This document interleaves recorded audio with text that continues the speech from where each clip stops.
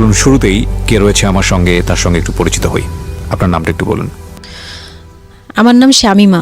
শামিমা, বয়স কত? বয়স এখন 27। 27 ইয়ার্স। ওকে, জন্ম জেলা? জন্ম পুরান ঢাকায়। পুরান ঢাকাতে আপনার জন্ম? হ্যাঁ, পুরান ঢাকাতেই আমার ফ্যামিলি। তার মানে আপনি ঢাকাইয়া কুট্টি যেটাকে বলে বলতে পারেন এরকমই। আচ্ছা, পুরান ঢাকার ভাষা পারেন? হ্যাঁ। ওকে, ঠিক আছে, আপনি যে ভাষাতে যেভাবে বলতে কমফোর্ট ফিল করেন সেভাবেই বলবেন। তো আমাদের এই যে অনুষ্ঠানটি জীবন গল্প, এটা নিশ্চয়ই আপনি শুনেছেন এর আগে? হ্যাঁ, শুনেছি। ওকে, ঠিক আছে, তাহলে আপনার আইডিয়া আছে। জি বলুন, আপনি কি গল্প আজকে আমাদেরকে শোনাতে এসেছেন? আমি আমার ছোটবেলা থেকে মানে জন্ম থেকেই শুরু করতে চাচ্ছি। জি শিওর। আমি হচ্ছি আমার বাবা যিনি ছিলেন উনিও পুরান ঢাকার, আমার মাও পুরান ঢাকার।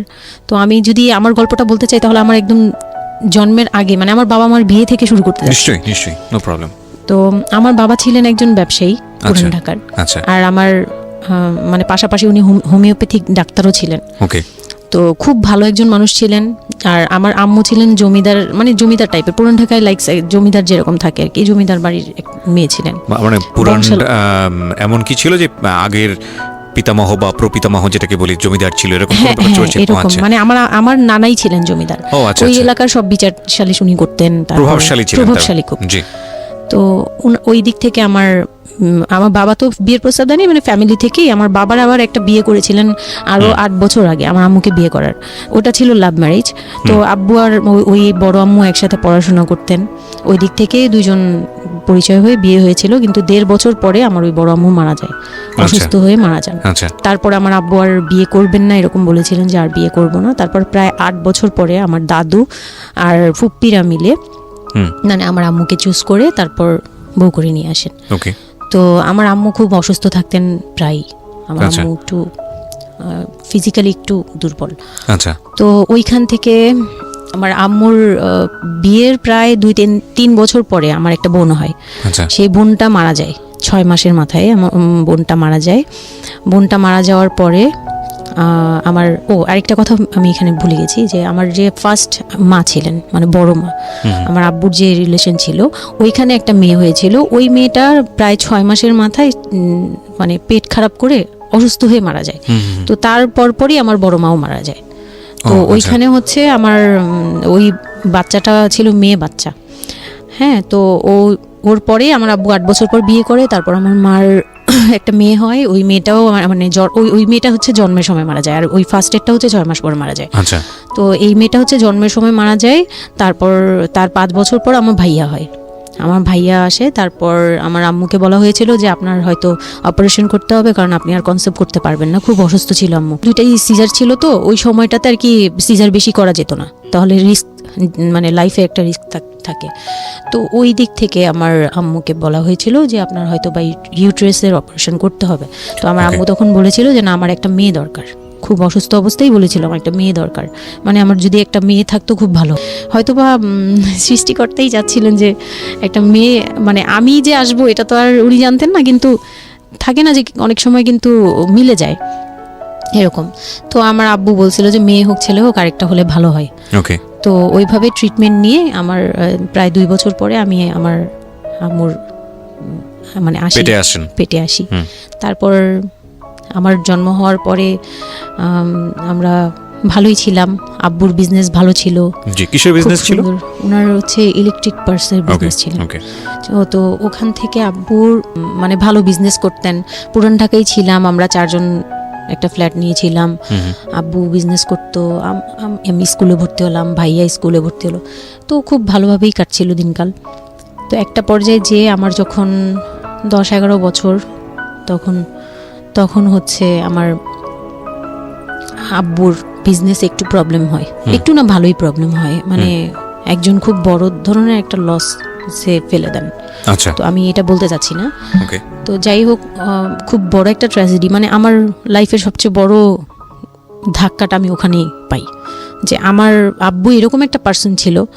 আব্বু সবসময় বলতো যেটা, যে আমার এই মেয়েটা হচ্ছে, আমি দেখতে নাকি সেই প্রথম যে আব্বুর বেবিটা ছিল না, মেয়েটা যেটা 6 মাসের মাথায় মারা গেল, আব্বু তাকে খুব ভালোবাসতো। আমি নাকি দেখতে সেম ওরকম হয়েছি, শুধু আমি কালো, ওই মেয়েটা ফর্সা ছিল। তো আমি যখন জন্ম হই তখন আব্বু নাকি আমার ফেস দেখেই কান্না করে দেয় যে এটা আমার বড় বড় মেয়েটা যে ছিল তার মতো হয়েছে, তার মানে ও সেই মানে আব্বুর ধারণা ছিল যে সেই আসছে এরকম এরকম কিছু। তা আব্বু আমাকে অনেক আদর করতো, মানে অন্য অন্য বাবারাও আদর করে সব মেয়েদেরই, কিন্তু আব্বুর ভালোবাসাটা কেন জানি একদম ডিফারেন্ট ছিল, অনেক বেশি ভালোবাসতেন, অনেক বলার মতো না। সারাক্ষণ টেক কেয়ার, সারাক্ষণ, রাত নাই দিন নাই সব সময়। আমার রাতে খুব বদভ্যাস ছিল, আমি রাত জাগতাম প্রচুর, প্রতি রাতেই আব্বু আমাকে হেঁটে হেঁটে ঘুম পাড়াতো কোলে নিয়ে। আচ্ছা, প্রায় 10 বছর 11 বছর পর্যন্ত আব্বু আমাকে কোলে নিয়ে ঘুম পাড়াতো, অনেক আদর করতো। আর যখন যেটা, তখন তো ছোট ছিলাম, যখন যেটা বলতাম আব্বু এখন এটা লাগবে, রাত দিন তো বুঝতাম না, আব্বু ওই সময় বের হয়ে যেত, মানে খুঁজতে বের হয়ে যেত কোথায় পাই এটা, আমার মেয়ে বলছে। তো ভাইয়ার সাথে খুব একটা এরকম হয় নাই, আমার সাথে বেশি হতো। তো ভাইয়া এটা নিয়ে একটু জেলাসও করতো, কারণ সাধারণতই কিন্তু মানে ভাই বোনের মধ্যে এই এটা থাকে, তো আমাদের মধ্যেও এরকম ছিল।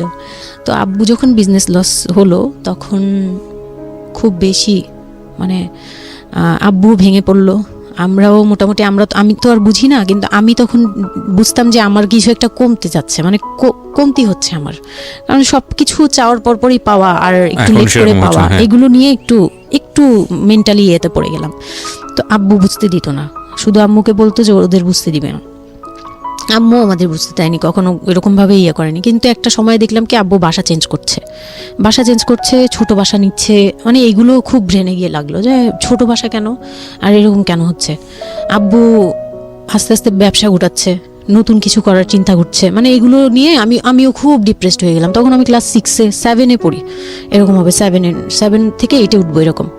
তো আব্বু সব কিছু গুটিয়ে চলে যাচ্ছিল ওনার এলাকায়, মানে দয়াগঞ্জের ওই সাইডে, মানে আমার দাদির এলাকা যে সাইডটা, ওই সাইডটাতে চলে যাচ্ছে, বলছে আমি ওখানেই বিজনেস করবো, ওখানে একটু মানে রুম রেন্টও কম, আমি ওখানেই চলে যাব। আর আব্বুর যে ফ্ল্যাট একটা কিনেছিল, আব্বু এর মাঝখানে একটা ফ্ল্যাট কিনেছিল কিস্তিতে, তো ওইটাও সেল করে দেয়, সেল করে বিজনেসে ওইটাও ইনভেস্ট করে, এটা একটা বোকামি করে আমার আব্বু। যাই হোক, উনিও বুঝতে পারে নাই।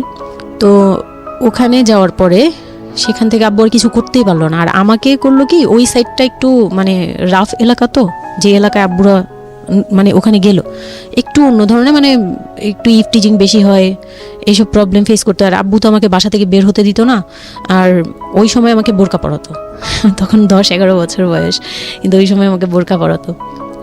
তো ওই দিক থেকে চিন্তা করেছে যে এখান থেকে স্কুল চেঞ্জ করতে হবে, 8-এ উঠে যাচ্ছে মেয়েটা, তো এখান থেকে স্কুল না চেঞ্জ করে ওর মামার বাসায় থাকুক, আমার ছোট মামার বাসায় আর কি।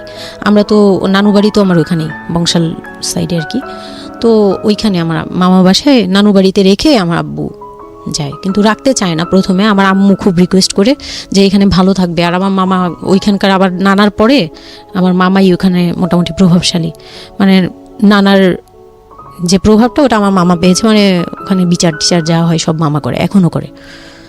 তো ছোট মামার বাসায় গেলাম, মামি আমাকে খুব আদর করতেন, মামি আমাকে অনেক স্নেহ করেন, সত্যি কথা এখনও অনেক স্নেহ করেন, কিন্তু আমার যাওয়া হয় না, ওটা আমি পরে বলছি। তো ওখানে ছিলাম, মামার বাসায় গেলাম, খালার ছেলে, বড় ছেলে, হ্যাঁ, উনি হচ্ছে আমার মানে মামার বাসায় আসছে হঠাৎ করে, আমি জানতাম না যে কেন আসছে, মাঝে মাঝে দেখা হলে সালাম দিতাম। কি নাম ওনার নাম রিপন। ওকে। তো উনি হচ্ছে আমার মামার বাসায় আসছে, আপনার খালাতো ভাই জি, উনি আমার খালাতো ভাই, উনি আসছে। তো অনেক দিন পর আর কি আসছে। আমি তখন 9-এ পড়ি, পহেলা বৈশাখ ছিল, আমি 8 থেকে 9-এ উঠে গেছি পহেলা বৈশাখ। তো ওই সময়টাতে তাকে দেখলাম যে সে আমাদের বাসায়, রিপন, হ্যাঁ। তো আমি সালাম দিলাম, ভাইয়া কেমন আছেন, কারণ উনি আমাদের অনেক সিনিয়র। আপনি তখন ক্লাস 9-এ পড়েন? হ্যাঁ, 8 থেকে 9 আর কি। 8 থেকে 9, ওকে। হ্যাঁ, তো ওই সময় আমি দেখে বললাম ভাইয়া কেমন আছেন, চা খাবেন? তো আমার মামা বললো হ্যাঁ, চা বানিয়ে নিয়ে আসো। তো আমি গিয়ে পরে শুনি যে আমার মামাতো ভাই আমাকে বলতেছে যে আমার মামাতো ভাই আবার আমার একদম মানে আপন ভাইয়ের চেয়েও বেশি বলবো, কারণ ওর সাথে আমি সব কিছু, মানে ও আর আমি একসাথে বড় হয়েছি, কখনো মনে হয়নি যে এটা আমার মামাতো ভাই, নিজের ভাই মনে হতো। তো আমার বলতেছে যে তুই তো এখন আন্টি হয়ে যাবি, মানে দুষ্টুমি করতেছে যে তুই তো এখন বড় ভাবি হয়ে যাবি, হ্যান তেন। আমি বলি কেন? বলে রিপন ভাই না তোরে বিয়ে করতে চায়। তো আমি খুব হেসে দিলাম, মানে আমি বলতেছি যে দুষ্টামি করতেছে, এরকম ভাবছিলাম যে মনে হয় ফান করছে। আমি ওর সাথে আবার কতক্ষণ চিল্লাচিল্লি, যায় উল্টাপাল্টা কথা বলিস কেন সেই। তো এগুলা নিয়ে ওরা সবাই মিলে আমার সাথে বলতেছে, বলে কি এটা রিপন কেমন কথা হলো, উনি এই সেই। বয়সে কত বড় ছিল আপনার থেকে?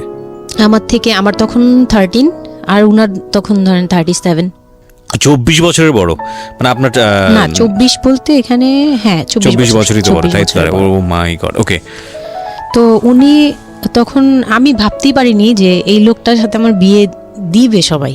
মানে ও বললে তো এটা পাগলামি মনে করার কথা, Right. যে এটা একটা পাগলামি, এটা এটা কেমন কথা ক্লাস 9 এ পড়া এক যে মেয়ে, উনি যদি মানে লিগ্যাল বয়সে বিয়ে করতে হয় তো আমার সমান একটা বিয়ে বাচ্চাই থাকতো। হ্যাঁ, তা আমি না ভাবতেই পারিনি তখন। তারপরেও না আমি চুপ হয়ে গেছি, আমি এই ব্যাপারে ডিসিশন দেওয়ার মতো বয়স আমার ছিল না, জ্ঞানও ছিল না। তো হুট করে আমার মামা মামি আমাকে জিজ্ঞেস করারও প্রয়োজন বোধ করেনি বা জানানোরও প্রয়োজন, কি কারণে জানি না, তবে ওনারাই ডিসিশন নিয়ে বলল যে আমার আব্বু আম্মুকে জানালো, আমার মেজো খালা যে মানে আমার আম্মুর ইমিডিয়েট বড় যে, হুম, ওনাকে আমার আব্বু আম্মুর কাছে পাঠায়। হুম, আর আমার আব্বু আম্মু তখন থাকে হচ্ছে তারই আমার এক ফুপির বাসায়, হুম।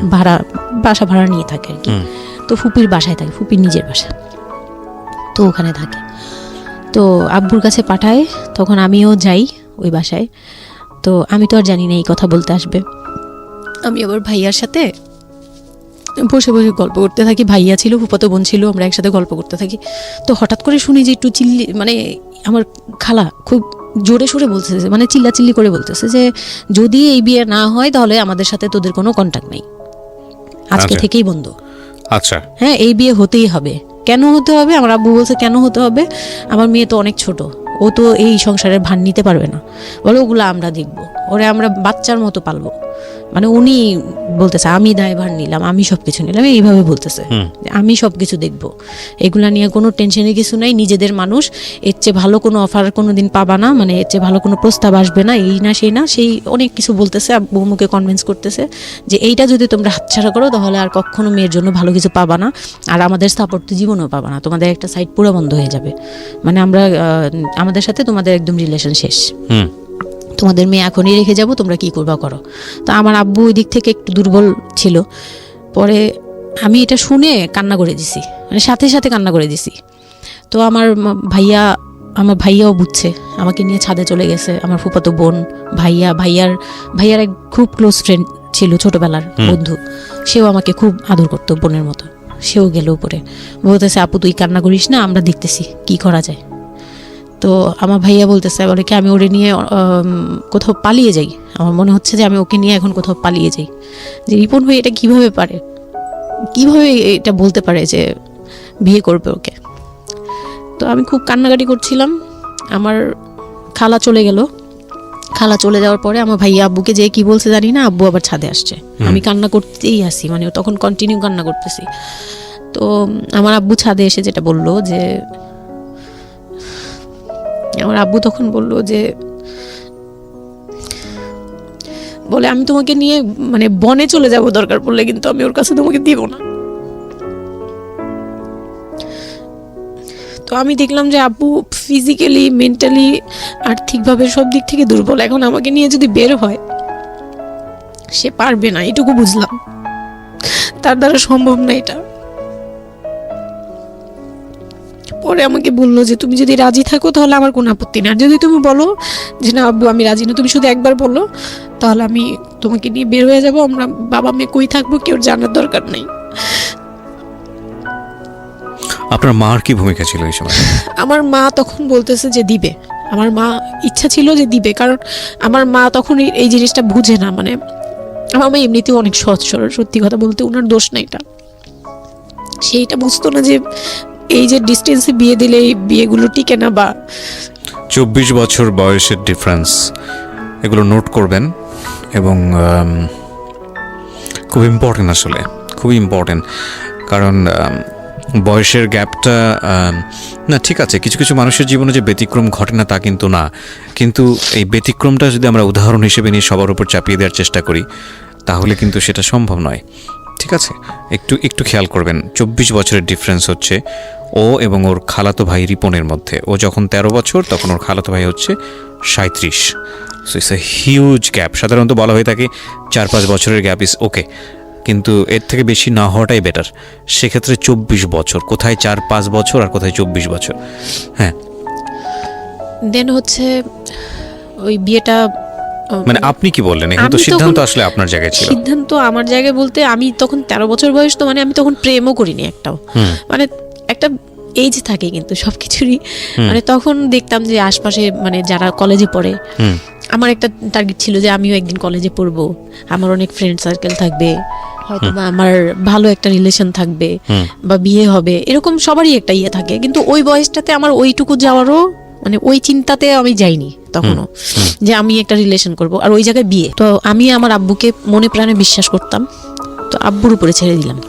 আব্বুকে আর ভাইয়াকে বললাম যে দুইজন সামনে ছিল, আমাকে বারবার জিজ্ঞেস করতেছে তুমি যদি ইয়েস বলো ইয়েস, তুমি যদি না বলো তাহলে আমি তোমাকে নিয়ে বেরিয়ে যাব। আমার ভাইয়াও বলতেছে বলে আমিও আপনার সাথে যাব। তো আমি দেখতেছি আব্বু এমনিতেই 1 থেকে 1.5 বছর বা 2 বছর ধরে এরকম সার্ভাইভ করতেছে, মানে নিজে যুদ্ধ করে পারতেছে না, কাজকর্ম সব কিছু বন্ধ হয়ে গেছে, মানে বিজনেস টিজনেস সব গুটিয়ে ফেলছে। তারপর উনি যে এখন নিজে চলবে ওইটাই চলতে পারতেছে না, মানে খুব কষ্ট হচ্ছে। আমাকে আমার মতো মানে আমাকে যেখানে উনি একটা রাত 24 ঘন্টা একবার হলেও আমাকে দেখতে হতো, ওই জায়গায় আমার মামার বাসায় ফেলে রাখছে। প্রতিদিন হেঁটে যেত, দেখে আসতো, একবার হলেও দেখে আসতো, মানে এরকম কষ্টগুলো করছে। ওই দিক থেকে চিন্তা করে দেখলাম যে না, আমার আসলে ওনাকে প্রেশার দেওয়া উচিত না, ওনার উপর ছেড়ে দিই। ও তখন নাকি এটাই মাথায় কাজ করছে যে আব্বু আপনি যেটা বলবেন সেটাই। পরে তার 1 সপ্তাহের মধ্যে 14 এপ্রিল পহেলা বৈশাখ আর 23 তারিখে আমার এঙ্গেজমেন্ট হয়।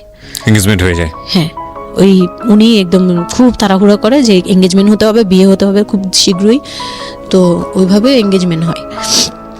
মানে এঙ্গেজমেন্টের পরেও আমি একদম স্টপ, আমার মাথায় কিছুই, তখন আমি পুরোপুরি ব্ল্যাঙ্ক, মানে আমি যে নিজের থেকে কিছু বলবো কিছু করব আমার ভিতরে ওইগুলো আর কাজ করছিল না। স্কুলে যাইতাম, অনেক সময় যাই না, এরকম আর কি, যে যেতে ইচ্ছে করলে যাই, না ইচ্ছে করলে যাই না, ওকে। এরকম হয়ে গেলাম। এঙ্গেজমেন্টের 3 মাস পরে বিয়ে হওয়ার কথা ছিল, কিন্তু ঘুরতে ঘুরতে 4 থেকে 5 মাস ইয়ে হলো। তো 2004-এ 4 থেকে 5 মাসের মধ্যে সে আমার সাথে অনেকবার দেখা করতে চাইছে, কেউ দেখা করতে দেয়নি, কারণ আমার ফ্যামিলি খুব রেস্ট্রিক্টেড ছিল এইসব ব্যাপারে, কেউ দেখা করতে দেয়নি। আর আমিও ভয় পেতাম, তো আমি খুবই ভয় পেতাম, ওনাকে অনেক ভয় পেতাম, সোজা কথা আমি ওনাকে খুব ভয় পেতাম। তো এর মাঝখানে এক ভাবি, আমার নানু বাড়িতে ছিলাম, তো মানে মামা বাড়ি, আমার মামার নিজের বিল্ডিং হচ্ছে একটা, আর নানু বাড়ি পুরনোটা, যেটা পুরনো বাড়ি, ওখানে তো আমার সব জয়েন্ট ফ্যামিলি, মানে আমার অন্য অন্য মামারা এবং মামাতো ভাইয়ের বউরা সবাই একসাথে থাকে। তো আমার এক মামাতো ভাইয়ের বউ তাকে খুব রিকোয়েস্ট করছে যে ভাবি আপনি ওকে একটু ডেকে দেন, কথা বলবো। তো আমার মামাতো ভাইয়ের বউ মনে করছে যে সে তো তাদের তো বিয়েই হচ্ছে, তো সমস্যা কি, ডেকে দিই। তো আমাকে আর বলে নাই। প্রথমে একবার আমাকে বলছিল যে দেখা করে দিবে, তখন আমি বলছি না আমি যাবো না, আমি দেখা করবো না, আমার খুব ভয় লাগতো। তখন আমার বিয়ের মনে হয় 1.5-2 মাস আগের কথা এটা। তো আমার মামাতো ভাইয়ের বউ আমাকে ডাকছে যে কিছু একটা বলে, মানে জামা বানানো বা সামহাও এরকম কিছু একটা, অনেক বছর আগে, তো ভুলেও গেছি যে কি একটা কারণে আমাকে ডাকছে সে। তো আমি গেলাম, একদম মনের অজান্তেই গেলাম। গিয়ে পরে রুমে গেছি, পরেই দেখি হইলো মানে রিপন বসে আছে। তো বসে আছে দেখে না আমার একদম খুব একটা আঘাত লাগলো যে এই ভাবি আমাকে এইভাবে নিয়ে আসলো। আর ভাবি তো মজা করে, মানে ওনারও দোষ না, উনি ভাবতেছে যে নতুন বিয়ে হবে, ওদেরকে একসাথে করিয়ে সেই। তো উনি বললো কি আচ্ছা তোরা বস, আমি চা নিয়ে আসি, এরকম বলে উঠে গেল না। আমার আরো ভয় লেগে গেছে। আর তখন আমি গিয়ে দেখতে পারলাম যে ওই লোকটার আচরণ খুবই খারাপ। মানে আমার কাছে তখন মনে হয়েছে যে কেন মনে হলো এটা, কেন মনে হলো, হুট করে ভাবি যখন গেল, সে সাথে সাথে আমার পাশে এসে বসছে এবং আমাকে মানে খুব মানে নোংরাভাবে টাচ করতেছে। তখন আমার বয়স খুব ছোট, তো স্বাভাবিক না এটা আমার কাছে ভালো না লাগার কথাই, কারণ মানে কথা হয় আমি না। তাকে বড় ভাই জানি। এক্স্যাক্টলি, মানে কয়দিন আগেও তো সালাম কালাম দিয়ে দূরে থেকে কথাবার্তা হ্যাঁ, বললাম। বড় ভাইয়া বলতাম, সবাই মানে তাকে বড় ভাইয়াটাকে আমিও বড় ভাইয়া ডাকতাম ওই ইয়ে থেকে। আর সেই লোকটা এসে আমাকে মানে খুব অপ্রীতিকর ভাবে জড়িয়ে ধরতেছে, তারপর জড়াজড়ি করতেছে, মানে খুব ঘেন্না লেগে গেল। আমি খুব জোরাজোরি করে আমি বললাম আমি এখন চিল্লাচিল্লি করবো, মানে তখন আমার খুব খারাপ লাগতেছিল, তখন বললাম আমি চিল্লাচিল্লি করবো বলে আমি একটু জোরে বলছি। পরে উনি আমাকে ছেড়ে দিছে, আমি এমন দূর দিছি একবারে সরাসরি মানে মামার বাসায় চলে গেছি, আর আসিনি। আর ওখানে গিয়ে অনেক কান্নাকাটি করছে যে এখন তো নাও করা যাবে না, আর এই লোকটা এরকম কেন, এই লোকটা তো তাহলে বিয়ের পরে, মানে আমার একটা ভয় ঢুকে গেছে যে এই লোকটা তো তাহলে আমাকে না জানি কি করবে, এরকম একটা ভয় ঢুকে গেছে। তখন তো ছোট ছিলাম, আর আমাদের ওই সময়টাতে তো এত মিডিয়া ছিল না যে আমরা এত কিছু বুঝবো যে এক্স্যাক্টলি মানে এক্স্যাক্টলি এই আর কি। তো ওখানে তারপর 1.5 থেকে 2 মাস পরে বিয়ে হলো। এর মাঝখানে অনেকবার ফোন টোন করতো, ইয়ে করতো, আমি রেসপন্স করতাম না। তো বিয়ে যেদিন হলো, বিয়ের রাতের কথাটা কি বলবো। নিশ্চয়ই আপনার যদি মনে হয় যে বিষয়টা সামাজিকতার জায়গাটা থেকে খুব সেন্সিটিভ, একটা মেয়ের মানসিকতার জায়গাটা থেকে, যেটা আসলে এটা আমার বলার মতো শক্তিও নাই। সত্যি কথা বলতে আমি এটাই আমার লাইফের সবচেয়ে বড় ট্র্যাজেডি, বিয়ের রাত। হয়তো আপনি খেয়াল করছেন কিনা জানি না, কিন্তু আপনি মাঝখানে বললেন যে আমি অ্যাফেয়ার করবো কিভাবে, আমার মন তো তখনই ভেঙে দিছে। আমার ভিতরে একটা ভয় কাজ করে। কি হয়েছিল আমি জানি, আপনি খুব সুন্দর করে বলছেন গল্প, আপনি আপনার মতো করেই বলবেন, আমরা আসলে মূল মেসেজটাই পেতে চাই। লোকটা হচ্ছে সামাজিকভাবে মানে সবার কাছে খুব ভালো, সবার কাছে ভালো বলতে মানে গলিতে বা এলাকায় কিছু করে না, সেই এলাকায় খুব ভালো, ব্যবসা করে, খুব সহজ সরল ভাবে দোকানে যাচ্ছে, আসতেছে, খাচ্ছে, ঘুমাচ্ছে, নর্মাল। আমার সাথে যেদিন বিয়ে হলো সেদিন খুব বৃষ্টি। তো আমার তো ওই একদিনে আমার ভাবির রুমে, ওই দিনে আমি তার রূপ দেখে ফেলছি। তো তখন থেকে আমার তাকে দেখলে মানে গা শিউরে উঠতো, যে মনে হতো যে ভয়ঙ্কর একটা কিছু করবে। মানে মনে হতো, তখন আমি বুঝতাম না, সেক্সুয়াল লাইফটা বুঝতাম না যে সেক্স কি জিনিস, কিন্তু তখন একটা ভয় ঢুকে গেছে, খুব চাপা একটা ভয়। প্রথম কথা হচ্ছে যে আপনি একটা ছেলে এবং মেয়ের মধ্যে যে স্বাভাবিক সম্পর্কটা বিবাহ পরবর্তী, এটা সম্পর্কে আপনার কোনো আইডিয়া ছিল? আপনাকে কেউ বলেছে? এটা সম্পর্কে কোনো আইডিয়াই ছিল না, শুধু জানতাম যে কিছু একটা হয়, কিন্তু কি হয় সেটা আপনি জানতেন না। ডিটেইলসটা আমি জানতাম। আপনাকে বিয়ের রাতে বা আগে পরেও কেউ কখনো কিছু বলে না? আমার বিয়ের আগে আমার এক ভাবি ছিল, মানে যেই ভাবির বাসায় গেছে সেই ভাবি না, আরেকটা ভাবি ছিল, উনারই বড় যা আর কি। তো ওই ভাবি আমাকে জাস্ট কানে কানে বলছে যে আজকে কিন্তু যাই হোক একদম চুপ থাকবি, আমাকে এইভাবে বলছে। শুধু এটা বলেছে? শুধু এটা বলছে, আজকে যাই হোক। আরো ভয়ানক কথা বলেছে, মানে এটা শুনলে তো আরো ভয় লাগে। যাই হোক কি হবে, বলে কিছু বুঝো না তুমি, হ্যাঁ কিছু এতই ছোট, কিছু বুঝো না, এইগুলি বলতেছে। মানে আপনার মনে আরো বেশি ভয় ঢুকে গিয়েছে? কোন ধরনের চিল্লাচিল্লি করবি না, চুপচাপ থাকবি, মানে জাস্ট হাসি মুখে এরকম করে বলছে। কিন্তু আমার কাছে একটু ভয় লাগছে তখনই, যে এই লোকটা তো ওই সময় যদি এরকম মানে খপ করে জড়ায় ধরতে পারে, এই লোক কি করতে পারে, কি হতে পারে, মানে এই টাইপের একটা ভয় কাজ করছে তখন এই জিনিসগুলো বুঝতাম না, মানে ফিজিক্যাল রিলেশন বা এগুলি এই সম্পর্কে কিছুই জানতাম না। জানতাম যে কিছু একটা হয়, হাজব্যান্ড ওয়াইফে কিছু হয়, কিন্তু কি হয় এটা জানতাম না, এরকম ছিলাম। তো নর্মালি যখন বিয়েটা হলো, কমপ্লিট হলো, সে তো মানে কতক্ষণ রুমে যাবে এরকম। একটু পজ দিচ্ছি আমি এখানে, কারণ আমি জানি যে ম্যাক্সিমাম, আমি গেস করছি এখানে, কারণ এদিকে এখানে যারা শুনবে বা এই মুহূর্তে যারা শুনছে তাদের ইন্টেনশনটাকে আমি একটু ক্লিয়ার করতে চাই। সেটা হচ্ছে আমরা এটা বলি যে this is an entertaining show, but এই জীবন গল্প বলেন বা আমার লাস্ট 7-8 ইয়ার্সের ক্যারিয়ারে আমি রেডিওতে যে ধরনের প্রোগ্রাম করেছি, সোশ্যাল অ্যাওয়ারনেসের জায়গাটা থেকে এটা কী ধরনের ভূমিকা রেখেছি সেটা আপনারা আপনাদের জায়গা থেকেই ভালো মূল্যায়ন করতে পারবেন। বাট আমি একটু করজোরে আপনাদের কাছে একটা মিনতি করতে চাই, এই ঘটনাটাকে সিনেমা হিসেবে না দেখে, সিনেমার পর্দায় কিছু একটা ঘটতে যাচ্ছে এরকম একটা কিছু হিসেবে না দেখে, রেডিও হিসেবে না দেখে, একটু নিজের জায়গা থেকে চিন্তা করে দেখবেন, বা যদি বিষয়টা এরকম হয় একটা মানবিক জায়গা থেকে একটু চিন্তা করে দেখবেন। 24 বছরের গ্যাপ হাজব্যান্ড আর ওয়াইফের মধ্যে, 24 ইয়ার্স, 13 বছরের একটা মেয়ে, যে মেয়েটার জীবনে প্রেম বলতে কোনো কিছু আসেনি, শারীরিক সম্পর্ক কি সে বোঝেই না, এবং দ্বিতীয়ত যে বিষয়টা ইম্পর্টেন্ট, বয়ঃসন্ধিকালের একেবারে ইনিশিয়াল স্টেজে সে আছে, সে জানি না আসলে বিষয়গুলো কি। আর 37 বছর মানে হচ্ছে আমাদের পার্সপেক্টিভ থেকে, আমাদের সামাজিকতার জায়গা থেকে একটা ছেলে যখন একদম এই সমস্ত স্টেজ, প্রেম বলেন, শারীরিক সম্পর্ক বলেন, বা অন্যান্য যে বিষয়গুলো আছে সেগুলো বলেন, সেগুলো অতিক্রম করে মোটামুটি বৈষয়িক হয়ে গেছে। বৈষয়িক বলতে আমি যেটা বোঝাচ্ছি, এই জীবনে এসে দায়িত্ব ছাড়া অন্য কোনো কিছু থাকে না 37 কিংবা 40 বছরের পর থেকে, এরকম একটা স্টেজে আছে। তার মানে ওদের মধ্যে মেন্টাল ম্যাচিংয়ের কত বড় একটা গ্যাপ। সেই জায়গাটা থেকে ছেলেটা যদি মেয়েটাকে বুঝতে না চেষ্টা করে, বিশেষ করে ছেলের দায়িত্ব, কারণ যেহেতু সে সিনিয়র, যদি বুঝতে না চেষ্টা করে, তাহলে এটা কতটা অমানবিক এবং কতটা পাশবিক, কতটা ভয়ঙ্কর হতে পারে মেয়েটার জায়গাটা থেকে, এটা একটু চিন্তা করবেন। সো বিশেষ করে যারা বাসরাত বিষয়টাকে মাথায় রাখছেন, তাদেরকে আমি বলবো প্লিজ থিঙ্ক লাইক দিস। হ্যাঁ, এখানে একটু মানবিক হওয়া প্রয়োজন। এখানে যদি আমরা শুধু এন্টারটেনমেন্ট হিসেবে বিষয়টাকে নিই, তাহলে আমি আসলে যে কারণে এই বিষয়টা আনতে চাচ্ছি সেই মেসেজটা ক্লিয়ার হবে না। Okay, so please feel the story actually. তারপর বিয়ের দিন যেটা আর কি, রাতের বেলা সবাই আমাকে নিয়ে আসলো বাড়িতে, মানে ওনাদের বাসায়। তো ওই বাসায় হচ্ছে একটা রুম, মানে প্রথম হচ্ছে বাসায় ঢুকেই কোনো বারান্দা টারান্দা কিছু নেই, শুধু রুম আর সিঁড়ি, আচ্ছা, সিঁড়ি ঘর। মানে পুরান ঢাকার বাসাগুলো একটু বেশি ইয়ে হয়তো, খুব ছোট ছোট হয়তো, ঘিঞ্জি টাইপের হয়। হ্যাঁ, আমি একদম। একসময় জিএসআরসিতে কাজ করতাম, আমার ফার্স্ট জব ছিল ওটা, আমি সার্ভে করেছিলাম পুরান ঢাকায়। আচ্ছা। সেটাই আমার প্রথম পুরান ঢাকায় যাওয়া, এবং আমার কাছে মনে হয়েছিল যে আমি কোথায় এসেছি। অনেক ঘিঞ্চি ভাইয়া, না, এখনো এটার কারণ এখন হচ্ছে নাই কি, পুরান হয়তো। ঢাকা নিয়ে অনেকেই অনেক কিছু বলেন, কারণ ঢাকাইয়া যারা, তাদের কাছে পুরান ঢাকাটা একটা নস্টালজিক জায়গা। হ্যাঁ। আমি তো আর ঢাকায় বড় হইনি, না। সো আমার কাছে ঢাকা, আমি যখন ঢাকায় প্রথম পাড়া দিয়ে যখন পাবলিক বাসে উঠেছিলাম, তখন আমার কাছে মনে হচ্ছে আল্লাহ আমি কোথায় আসলাম, এই জায়গায় আমি কেন আসলাম।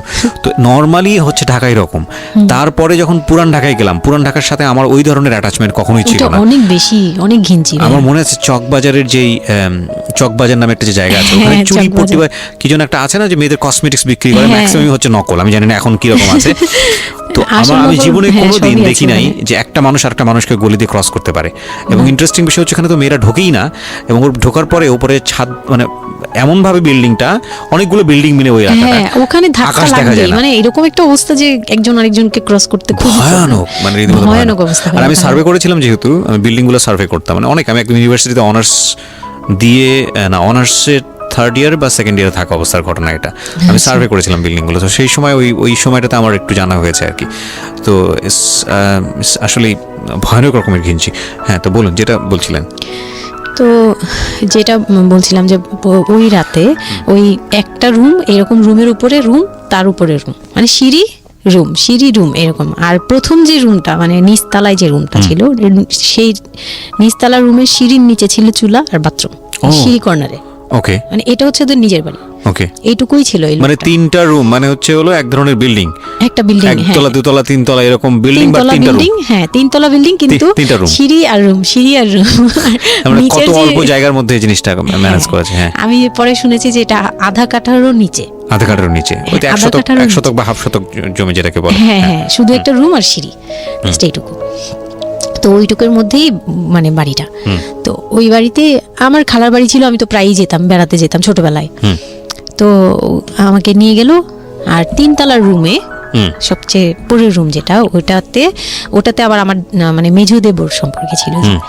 সে আমাদেরও মানে আমার বিয়ের 12 বছর আগে বিয়ে করে ফেলছে। সে Okay. লাভ ম্যারেজ করছে, মানে উপযুক্ত বয়সে বিয়ে করছে। আর আমার হাজবেন্ড আবার ছিল যে উনি আবার খুব লেটে বিয়ে করছে, Okay. মানে হ্যাঁ, সেটা আমরা বুঝতেই ফ্যামিলির পারছি, দায়িত্ব, 37, হ্যাঁ। হ্যাঁ, ফ্যামিলির দায়িত্ব পালন করে সবকিছু শেষ করে তারপর বিয়ে করছে। 37 আসলে খুব লেট না, কিন্তু 37 এর জায়গা থেকে 13 বিয়ে করাটা খুব অবিবেচ্য। হ্যাঁ, আমার জন্য তো সে অনেক বড়। রাইট।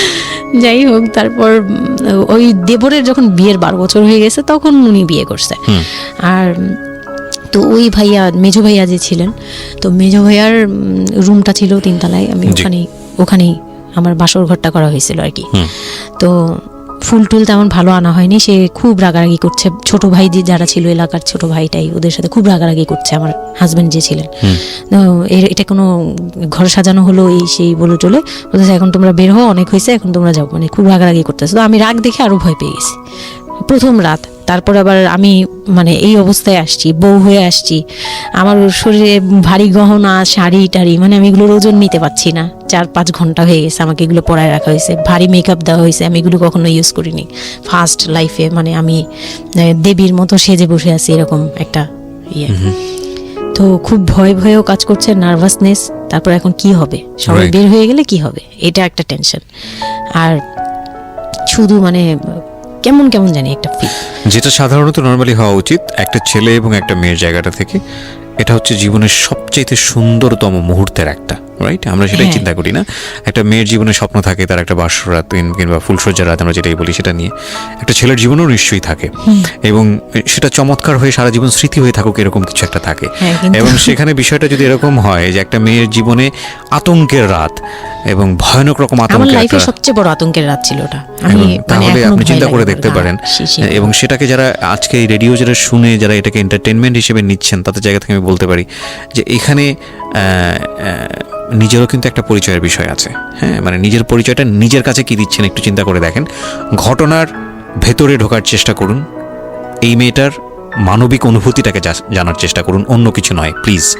কজ আমরা আমাদের সামাজিকতার জায়গাটা থেকে মেয়েদের এই বিষয়গুলোকে উইথড্র করে বা না ভেবে তাদেরকে কখনো কখনো সারা জীবনটা ধ্বংসের দিকে ঠেলে দিই। হয়তো মেয়েটার ক্ষেত্রে এরকমই কিছু হয়েছে, আমরা একটু সামনের দিকে আগাবো। জি, তারপর উনি আমাকে, আমি তখন শাড়ি টাড়ি পরা, গহনা পরা, তো খুব খুব নর্মালি সবাই চলে গেল পরে খুব নর্মালি আমাকে বলতেছে যে ড্রেসটা চেঞ্জ করো, শাড়িটা চেঞ্জ করো, গহনা টহনা চেঞ্জ করো। তো আমি আমার লাগেজ থেকে একটা 3 পিস নিলাম, ওই 3 পিসটা নিয়ে ওয়াশরুমে চলে গেলাম। ওয়াশরুম বলতে ওই যে উপরের রুমেই একটা ওয়াশরুম আছে, আর নিচের রুমে মানে উপরের রুমে তো আর সিঁড়ি ঘর নাই, সিঁড়ি ঘরটাতেই একটা ওয়াশরুম ছিল, ছোট্ট একটা টয়লেট ছিল। ওইটাতে গিয়ে আমি চেঞ্জ করলাম খুব কষ্টে, চেঞ্জ করে তারপর মুখের মেকআপ টেকআপ এগুলো ওয়াশ করে আসলাম। তারপর আসার পরে উনি বলতেছে উজু করে আসো। হ্যাঁ, তো আমি উজু করলাম, উনি উজু করছে করে, মানে প্রথম রাতে নাকি নামাজ পড়তে হয় সবাই বলে দিছে, তো ওই নামাজ পড়লো আমাকে নিয়ে। নামাজ পড়ার পরে বেডে গেলাম, মানে আমি বিছানায় যে বসলাম, খুব ভয়ে ভয়ে আছি যে কি বলবে কি করবে জানি না। তো উনি আমার পাশে এসে বসে আমাকে ফার্স্ট কথা যেটা বললো, মানে এইটাই ফার্স্ট কথা ছিল যে আমি তো ওই ফ্যামিলির বড় ছেলে, আর তুমি তো আমাদের ফ্যামিলির সবাইকেই চিনো জানো, তোমার তো আর চেনা জানার দরকার নাই। আর আমার তখন ওনার মা মারা গেছে 3-4 বছর, মানে 3 বছর হবে এরকম, 3 থেকে 4 বছর এরকম হবে। বলে আমার মা মারা যাওয়ার পরে আমি এখন সংসার দেখি, আমার হয়ে আমার মার জায়গাতে এখন তুমি। এটা শোনার পর আমার কাছে মনে হলো আস্ত একটা বাড়ি আমার মাথার উপর পড়লো। এটা আমি যেখানে নিজের মানে এটা একটা বিষয়, ও কথাটা কিন্তু খুব সুন্দর বলেছে, মানে ওর 37 ইয়ার্সের জায়গাটা থেকে এটা খুব সুন্দর একটা কথা। কিন্তু কথা হচ্ছে 13 বছরের একটা মেয়ে কেন এটা বুঝতে যাবে? ও কিন্তু এটাই বুঝেছে যে এই এত 3 তলা একটা বাড়ি, 3 রুমের একটা বাড়ি ওর মাথার উপরে দিয়ে দেওয়া হলো। দেখুন, এই জিনিসটাই আমি আপনাদেরকে বোঝানোর চেষ্টা করছি যে আসলে সবকিছুর একটা বয়স থাকে, হ্যাঁ। এবং ছেলেটার জায়গা থেকে কিন্তু খুব সুন্দর নামাজ পড়েছে, বসছে, এখন পর্যন্ত আমাদের কাছে ভালোই লাগছে শুনতে। কিন্তু এটা আসলেই কেউ বুঝতে চাইবে? 13 বছরের মেয়েটাকে এই জিনিসটা বুঝতে চাইবে? এইটা বোঝাটা জরুরি ছিল। হ্যাঁ, তারপর উনি যেটা বলছে যে আমার ভাই বোন আছে, সবাই আমার ছোট, কিন্তু আমার তো প্রায় 10-12 বছরের বড়। ওনার যে 10-12 বছরের ছোট, সে আমার 12-13 বছরের বড়। মানে তাকে আমি ছোটবেলা থেকে এইভাবে দেখে অভ্যস্ত। তো এইগুলো চিন্তা ভাবনা, মানে ওই সময় তো আর এত কিছু কিন্তু ওনার ছোট ভাই বোন এগুলা, মানে ওনার কাছে তো এগুলো বাচ্চা এখনো, আর আমার কাছে তারা অনেক বড়। আমি তাদেরকে কি টেক কেয়ার করবো, তারা আমাকে করবে, মানে আমার এরকম একটা বিষয়টা তাই। হ্যাঁ, তো আমি চুপ হয়ে শুধু শুনছিলাম, ও আচ্ছা, মানে আমি কিছু বলার মতো ভাষাও পাচ্ছি না, বা আমি কি বলবো, আমার এখানে ডায়লগই কি ছিল, মানে আমি এরকম মনে হচ্ছে যে কেউ আমাকে একটা স্ক্রিপ্ট ধরায় দিত, আমি একটু দেখে আমাকে কেউ কিছু বলেও না, এই লোক কি বলতেছে। তো যাই হোক, এই কথাটার পরে মানে যখন উনি এটা বলার পরে বলতেছে যে তুমি, আমাদের একটা মানে রুলস আছে, বিয়ের পরে নাকি বাসর ঘরে নাকি কিছু দেয়, হাজব্যান্ড ওয়াইফকে কিছু দেয়, তারপর নাকি টাচ করে, এরকম কিছু একটা। তো আমাকে বলতেছে যে তোমার কি আমার উপর কোনো দাবি আছে? মানে এইগুলো আমি জানতাম না, এগুলো আমি অনেক পরে গিয়ে শুনছি, এগুলো অনেক পরে গিয়ে জানছি যে এই সময় নাকি কিছু চাইতে হয়, মানে এই সময় যা চাইবে তাই দিতে হবে, এরকম কিছু একটা। তো এটাও আমাকে কেউ বলে দেয়নি। আমি ওই সময় একটা লসে পড়ে গেলাম না, মানে এরকম মনে হচ্ছে এখন আর কি। তখন আমাকে এটা কেউ বলে নাই। বাই দ্য ওয়ে, আমরা যার গল্প আজকে এখানে শুনছি উনি হচ্ছেন শামীমা। ওনাকে যদি আপনারা দেখতে চান, আমাদের যিনি আজকে গেস্ট, আমরা একটা ছবি দিয়ে দিয়েছি আমার ফেসবুক পেজে, আমার পার্সোনাল পেজটাতে, www.facebook.com/kibriya.rj। আমি আবারও বলছি, www.facebook.com/KEBRIA.RJ। পেজটি আছে আরজি কিবরিয়া নামে। লাইক দিতে ভুল করবেন না, অবশ্যই লাইক দেবেন। আমরা ছবিটা একটু পরে সরিয়ে নেব, সুতরাং যারা দেখতে চান ওখানে গিয়ে আপনারা নক করতে পারেন। হ্যাঁ, যেখানটা ছিলাম আমরা। তো আমি বললাম যে না, আমি জানতাম না দাবি জিনিসটা কি। তো না বলার পরেই সে তো মানে আমার কাছে খুবই, মানে এই কথাগুলো বলতে আমি বলতে পারবো না। না, ঠিক আছে, বলার দরকার নেই, আমরা জাস্ট সিচুয়েশনটা বুঝতে যাচ্ছি যে ওইটা আমার ফার্স্ট নাইট ছিল, আর আমি ওগুলা মানে ওই ফিজিক্যাল ব্যাপারগুলো আমি বুঝতাম না, ওই সময়টাতে বোঝার কথাও না, বুঝতামও না, একদমই বুঝতাম না যে এই হয়। তো যখন উনি শুরু করলো, শুরু থেকে শেষ পর্যন্ত মানে খুব অল্প সময়ের মধ্যে খুব অমানবিকভাবে, মানে এটা এখন বর্তমানে যদি আমি কল্পনা করতে যাই, তাহলে এটা একমাত্র পারে রেপিস্টরাই পারবে, এটা রেপ ছাড়া কিছু ছিল না। এখন বুঝি, ওই সময় বুঝতাম না। সময় আমি এগুলো বুঝতাম না দেখে, আর আমাকে একটা কথা বলা হয়েছিল, আমার মাথায় একটা জিনিস কাজ করছিল যে ভাবি বলছে যে এইখানে যা হবে এগুলো সবই ঠিক, হ্যাঁ, এখানে যাই হোক, মানে ভেঙে বলেনি, বলছে তোর সাথে আজকে যা হবে এইটি ঠিক, আর এটা মেনে নিতে হবে, আর এটা যদি না মেনে নিস তাহলে মানে এই ধরনের একটা বলছে যে এটা আজকের রাতের কোনো চিল্লাচিল্লি করা যাবে না। তো আমিও চুপ করে, আমার কাছে মনে হচ্ছিল কেউ আমাকে ছুরি দিয়ে আঘাত করতেছে, মানে মনে হচ্ছিল যে কেউ আমাকে ছুরি দিয়ে আঘাত করতেছে, আর আমি ব্লাড দিয়ে পুরো, মানে আমার শরীরে ভেসে সব যাচ্ছি। ব্লাড বের হয়ে যাচ্ছে, আমার এরকম মনে হচ্ছে যে আমার শরীর থেকে সব ব্লাড বের হয়ে যাচ্ছে, আমি মানে গরু কাটলে যেরকম ইয়ে করে না, আমি এরকম কাঁপতেছি, ওরকম কাঁপতেছি। কিন্তু সে তার কাজ করলো। আমি খুব অবাক হয়েছি যে আমি উঠে বসতে পারতেছিলাম না, সে আমাকে টান দিয়ে উঠে বসাইছে, বসায় বলতেছে ওয়াশরুমে যাও। আমি ওয়াশরুমে কিভাবে গেছি আমি জানি না, আমি খুব ধরে ধরে খুব মানে খুব কষ্টে কাঁপতে কাঁপতে ওয়াশরুমে গেলাম, ফ্রেশ হয়ে আসলাম। আসার পর পর আমি খুব কষ্টে, যে আমি যখন বিছানায় মানে ঘুমাতে যাব তখন আবার মাই গুডনেস, এরকম করে সে সারা রাতে মানে রাত 3টা থেকে ভোর সকাল 8টা পর্যন্ত 4বার আমার সাথে এইরকম করলো। আমি আর সকালে উঠতে পারি না, মানে আমি উঠে বসতে পারি না। তারপর 2-3 দিন কি হয়েছে আমার মাথায় নেই, মানে আমি এখন আর এটা বলতে পারবো না, কারণ আমি পুরো সেন্সলেস ছিলাম। আর ওনারে দেখলেই আমার ভয় লাগতো। সে যতবার আসতেছে সামনে, 2-3 দিন আপনি সেন্সলেস অবস্থায় ছিলেন? আমি জানি, মানে আমি সেন্স ছিল, কিন্তু আমি এখন গল্পটা বলতে পারবো না যে এই 2-3 দিনে কি কি হয়েছে। আচ্ছা আচ্ছা। এই 2-3 দিন আমার বৌভাত হয়েছে, আমাকে পার্লারে নিয়ে যাওয়া হয়েছে, কিন্তু আমি নিস্তব্ধ। আর তখন আমার মানে শারীরিক কন্ডিশন খুব খারাপ, কিন্তু সবাই বুঝতেছিল, কিন্তু কেউ বুঝতে দিচ্ছিল না আমাকে। মানে এভরিবডি অ্যাভয়েড দিস, মানে সবাই জিনিসটাকে অ্যাভয়েড করে। অ্যাভয়েড করছে, তারা পার্টিটাকে এনজয় এটা করছে। শুধু আপনার ফ্যামিলির সমস্যা না, এটা আমাদের পুরো সমাজেরই সমস্যা। এটা কিন্তু সমাজটাই আমার- অ্যাভয়েড করে। এবং আমার মনে আছে I face huge difficulty for the first time যখন আমি রেডিওতে এই ধরনের একটা, আমি নট আজকেই না প্রথম, আমি এটা এর আগে বিষয়গুলো খুব চ্যালেঞ্জ জায়গা থেকে আমি প্রচার করার চেষ্টা করেছিলাম। অ্যান্ড আই ফেস, এগুলো হয়তো আমার লিসনাররা কখনোই জানে না, আই ফেস হিউজ ডিফিকাল্টিস। যখন আমার প্রথম বইটা পাবলিশড হয়, সেটা নিয়েও আমার একটা বড় ধরনের ডিফিকাল্টি ফেস করতে হয়েছে। একটা অদ্ভুত বিষয় হচ্ছে, আমাদের সমাজে এই বিষয়গুলোকে আমরা অ্যাভয়েড করি, আমরা ঢেকে রাখতে চাই, আমরা মনে করি এটা একটা ট্যাবু, এটা সমাজে 8-10 জন মানুষের সামনে এটা নিয়ে আলোচনা করা যায় না। একটু চিন্তা করে দেখবেন, আলোচনা করা যায় না এটা কোন অর্থে? যদি বিষয়টা নিয়ে সুড়সুড়ি দেওয়া হয়, যদি বিষয়টা নিয়ে এমনভাবে বলা হয় যে এটা এমনভাবে প্রেজেন্ট করা হচ্ছে যেটা একটা রগরগা বিষয়, এবং সেটা শুনে আরও কারোর মধ্যে এই ধরনের পাশবিক বা সে আসলে এন্টারটেনমেন্টের জায়গা থেকে নিয়ে এটাকে মজা হিসেবে নিল, বিষয়টা তখনই একটা প্রশ্ন আসে।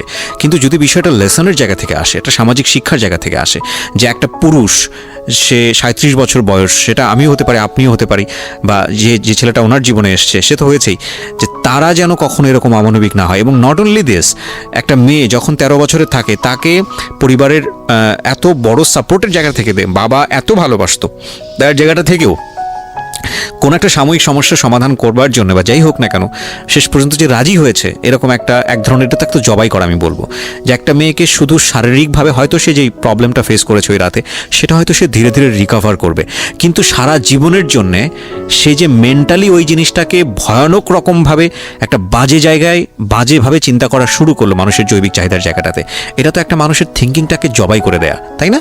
এবং এইটা কত ভয়ানক রকমের অপরাধ, কত ভয়ানক রকমের ভুল।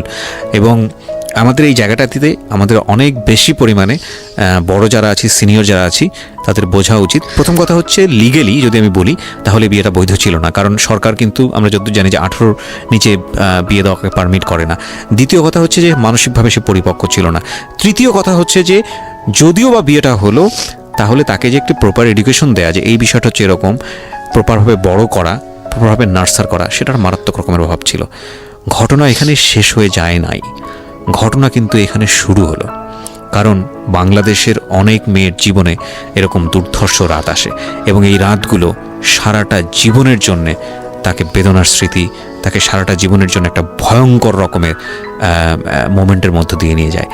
আমরা এগুলো নিয়ে কথা বলতে পছন্দ করি না, আমরা এগুলো নিয়ে কথা বলি না, আমরা এগুলোকে নিয়ে কথা বলাটা একটা সামাজিক জায়গা থেকে ট্যাবু মনে করি। এই ট্যাবুর ধাক্কায় কত কত মেয়ের জীবন, কত কত মানুষের জীবন, কত কত সংসার জীবন নরকে পরিণত হয়েছে, সে খবর অনেকেই আমরা রাখি না, রাখার প্রয়োজন মনে করি না। But this is a very important issue, that's why I am discussing on this. Okay, বলুন আপনি। তারপর যেটা হচ্ছিল যে মানে ওই রাতের পর থেকে মানে ওই লোকটাকে আমার শুধুই দায়িত্ব মনে হয়েছে। মানে আমার কাছে মনে হতো যে এটা আমার দায়িত্ব, যে উনার বাসায় আমার থাকতে হবে, আর উনার সাথে থাকলে আমার এরকম করতে হবে। You feel like this, right? আপনি এই ঘটনা ঘটার পরে কি আপনি কারোর সাথে ডিসকাস করার সুযোগ পাননি, যে না, আমি এরকম ক্লোজ কেউ ছিল না যে আপনার সাথে এরকম একটা বাজে ঘটনা ঘটছে, বা আপনি এটাকে রিকভার করতে পারছেন না মেন্টালি, বা আপনার সাথে যার বিয়ে হলো তাকেও বলতে পারছেন না যে আমার এইসব জিনিসগুলো? না, আমি উনাকে ভালোভাবে নিতেই পারছিলাম না। সোজা কথা, আমি উনার সাথে কোনো কিছু ডিসকাস করতাম না, বা অনেক পরে গিয়ে যখন ডিসকাস করেছে তখন উনি আমাকে উল্টাপাল্টা বুঝ দিয়েছে। মানে অনেক পরের সময়টাতে, হ্যাঁ, বাট ইট হ্যাপেন্স রেগুলারলি, না র্যান্ডমলি এই জিনিসগুলো হয়ে যাচ্ছিল আপনার সাথে? হ্যাঁ, প্রায় Okay. মাস থেকে 2-3 মাস এরকম হলো। তারপর মানে এটা আমি বলি যে প্রথম তো 4-5 দিন তো রেগুলার হলো, তারপর আমার ব্লিডিং অফ হচ্ছিল না, আমার কন্টিনিউ হচ্ছিল ব্লিডিং। তো এক সময় যে ওই ব্লিডিংয়ের মধ্যেও তিনি অনেক বাজে ইয়ে করেছে। তো ওর পরে আমি বাসায় যেতে চাইলে বাসায় যেতে দিত না, এভাবে ইয়ে করে ফেললো। আর ফ্যামিলিগত যে ব্যাপারটা ছিল যে আমার ফ্যামিলিতে তখন আমার আব্বু তো তখন একদম মানে ফিনান্সিয়ালি খুব উইক ছিল। তো বিয়ের পরে কিছু ফর্মালিটি থাকে, পুরান ঢাকার কিছু রুলস আছে যে বিয়ের পরে মেয়েদের প্রতি সপ্তাহে সপ্তাহে দেখতে যাওয়া, এটা সেটা পাঠানো, প্রতি সিজনে সিজনে এটা করা, এগুলো ব্যাপারে কেউ কনসার্ন ছিল না। মানে তখন মানে আমার ফ্যামিলির কেউ এরকম অ্যাক্টিভ ছিল না, মানে ছিল কিন্তু কেউ কেয়ার করেন। তারপর হচ্ছে এরকম করে আমার সময়গুলো কাটতে লাগলো। তো সবচেয়ে বড় কথা হচ্ছে আমার যে হাজবেন্ড ছিল রিপন, উনি আমার বাবার দোকানে কাজ করতো একটা সময়। ওইটা হচ্ছে প্রায় আরো মানে আমার জন্মের সময় বা আমার জন্মেরও আগে। জি। হ্যাঁ, তখন নতুন নতুন আর কি কাজ শেখার জন্য আমার আব্বুর দোকানে ঢুকছে এরকম। তো আমার আব্বু তাকে ক্যাশ বুঝিয়ে দিয়েছিলেন নাকি, তখন নাকি ক্যাশ দিত। তো আমি একটু যখন 2-3 বছরের, তখন উনি দোকান থেকে বের হয়ে নিজে ব্যবসা দিয়েছে, ওখান থেকে তিনি ইমপ্রুভ করছে। তো ওখান থেকে শুরু। আর আমাকে যখন বিয়ে দিছে, মানে আমার যখন বিয়ে হয়েছে, তো ওই রিপন যিনি, ওনার উদ্দেশ্য ছিল যে আমি আমার নানু বাড়ির অংশ পাবো, মানে সম্পদ। আমার নানু বাড়ি খুব বিশাল, মানে বললামই তো যে খুব বিরাট একটা অংশ। আর ওনাদের যে অংশটা ছিল সেটা অনেক আগেই নেওয়া হয়ে গেছে। আচ্ছা। মানে ওনার দাদা বাড়ি যেটাতে ওনারা ছিল 3 রুম, ওই যে ছোট ছোট 3টা রুম উপরে ওই বিল্ডিংটা তোলার পরে আমার মামা ওই অংশটা কেটে রাখছে, মানে আমার মামা রেখে দিয়েছে। আচ্ছা। আর আমাদের যে অংশটা ছিল তার লোভটা ছিল যে ওই বাড়িতে আমি একটা রুম হলেও পাবো। ওকে। হ্যাঁ, তো আমার আম্মু তো আর ওটা নেয়নি। তো আমার হাজবেন্ডের ইয়েটা ছিল, টার্গেটটা ছিল যে ওই বাসায় একটা রুম হলেও পাবে। আর পুরান ঢাকায় একটা রুম মানে অনেক কিছু, মানে ওখানে তো প্রায় 1 কোটি টাকা দাম কাঠা। তো একটা রুম মানে 1 কাঠা না হোক, আধা কাঠা হোক, 50 লাখ টাকা হোক আমার আসবে, এরকম একটা টার্গেট ছিল তার। তো আর বিয়ের সময় তো অনেক কিছু নিয়ে, মানে গহনা টহনা নিয়ে, ফার্নিচার নিয়ে নানান কথা তো শুনতে হয়েছে, ওগুলাও ফেস করছি। মানে খুব পেইনফুল ছিল ওগুলা, কারণ আমি তখন এত কিছু বুঝি না। আমি তখন মাত্র মানে জামা কাপড় বানাই, ঘুরি ফিরি, খাই দেই, ব্যাস ওই পর্যন্তই। আমি কারো জিনিস নিয়েও মাথা ঘামাই না। ওখানে আমার উপরে প্রেশার আসছে যে আমার ফার্নিচার এমন কেন, আমার গহনা এমন কেন, তুমি বাসায় বলো না কেন, তোমার খাট এখনো আসতেছে না কেন। আমার বিয়ের পর খুব বৃষ্টি ছিল তখন, মানে আমার ফার্নিচার, আমার চাচা ছিল ফার্নিচারের, ওনার বিজনেস। তো আমার চাচার ফ্যাক্টরি থেকেই সবগুলো ফার্নিচার আসবে। তো ওনারা বলতেছে যে জাস্ট একটা কারণেই লেট হচ্ছে, রোদ পাচ্ছি না, রোদ পেলে তারপর কাঠগুলো শুকাবে, তারপরে বানাবে। হ্যাঁ, মানে জয়েন্ট দিলেই এখন এটা ফেটে যাবে, এখন জয়েন্ট দিলে প্রবলেম হবে। এই জিনিসটা ওরা বুঝতেছে না। ওরা বলতেছে কেন দেরি করছে, নাকি ফাঁকি দিচ্ছে, নানান ধরনের কথা তৈরি করতেছে। আর এই দিক দিয়ে আমি পেইন খাচ্ছি, ওই দিকে এক পেইন, মানে রাতে গিয়ে এক পেইন, দিনের বেলা এই পেইন। মানে আমি পুরো মানসিকভাবে, মানে বলে না যে আমি হয়তো বা প্যারালাইজডের মতো হয়ে গেছিলাম। আমার মানসিক ভাবটা জাস্ট শুনি আর শুনি, কিছু বলতে পারছি না এরকম। আর বাসায় গিয়ে কোনো কিছু বলি না, কারণ আব্বু অসুস্থ। আব্বু মেন্টালি অনেক প্রবলেম। আব্বু যখনই জিজ্ঞেস করে আম্মু তুমি ভালো আছো তো, আমি খালি হাসি দিয়ে বলছি হ্যাঁ। যতবার জিজ্ঞেস করে তুমি খুশি আছো তো, আমি হ্যাঁ। আমি এই একটা কথাই বলছি, হ্যাঁ ভালো আছি। আসলে আমি ভালো ছিলাম না, কিন্তু বুঝতে দেইনি। ওই লোকটার ছোট বোনগুলো আমার সাথে অনেক রাফ বিহেভ করছে।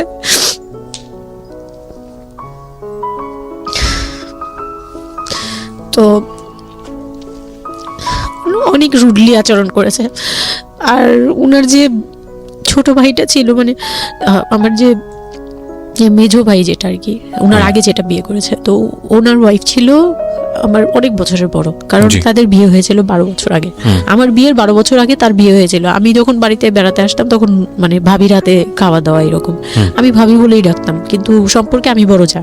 কিন্তু উনার প্রায় উনাকে আমাকে একসাথে কোথাও দেখলে কেউ বলতো যে তোমার মেয়েটা, মানে এইভাবে বলতো। তো ওই দিক থেকে উনার একটু, এটা জেলাসি বলবো না, এটা হয় আসলে, এটা নর্মাল একটা ব্যাপার। কারণ একটা উনি অনেক এজ হয়ে গেছিল, উনি নিজের জায়গা থেকে নিজেকে একটু দুর্বল মনে করতো।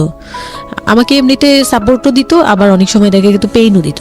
অনেক পেইন দিত, কিন্তু আমি ওই সময়টাতেই কেন জানি আমি ছোট থেকে এই জিনিসগুলো বুঝতে চেষ্টা করি যে কেউ আমাকে কেন জেলাসি করছে, কারণ তার মধ্যে কোনো দুর্বলতা আছে, আমার ওইটার জন্য মায়া হয়। আচ্ছা আমার কখনো এইটা মনে হয় না যে সে কেন জেলাসি করবে, আমি তার সাথে এখন কোচাকুচি করবো, মানে এই টাইপের মেন্টালিটি আসে না আমার। কেন Okay. জানি মনে হয় এই জায়গাটা যদি শুধরানো যেত, তাকে যদি একটু বোঝানো যেত আমি তাকে খুব ভালোবাসি বা আমি তাকে কিছু হেল্প করতে চাই, এরকম মনে হতো। তো ওই দিক থেকে আমি কিচ্ছু বলতাম না, কিন্তু সে আমাকে খুব পেইন দিত, কথাবার্তা এটা সেটা। উনি অনেক সিনিয়র পার্সন ছিল, তো কোনো গেস্ট আসলে আমাকে কিভাবে ছোট করবে, কিভাবে আমাকে অপমান করা যায়, কিভাবে কি দিয়ে, এগুলো নিয়ে সবসময় ইয়ে করতো।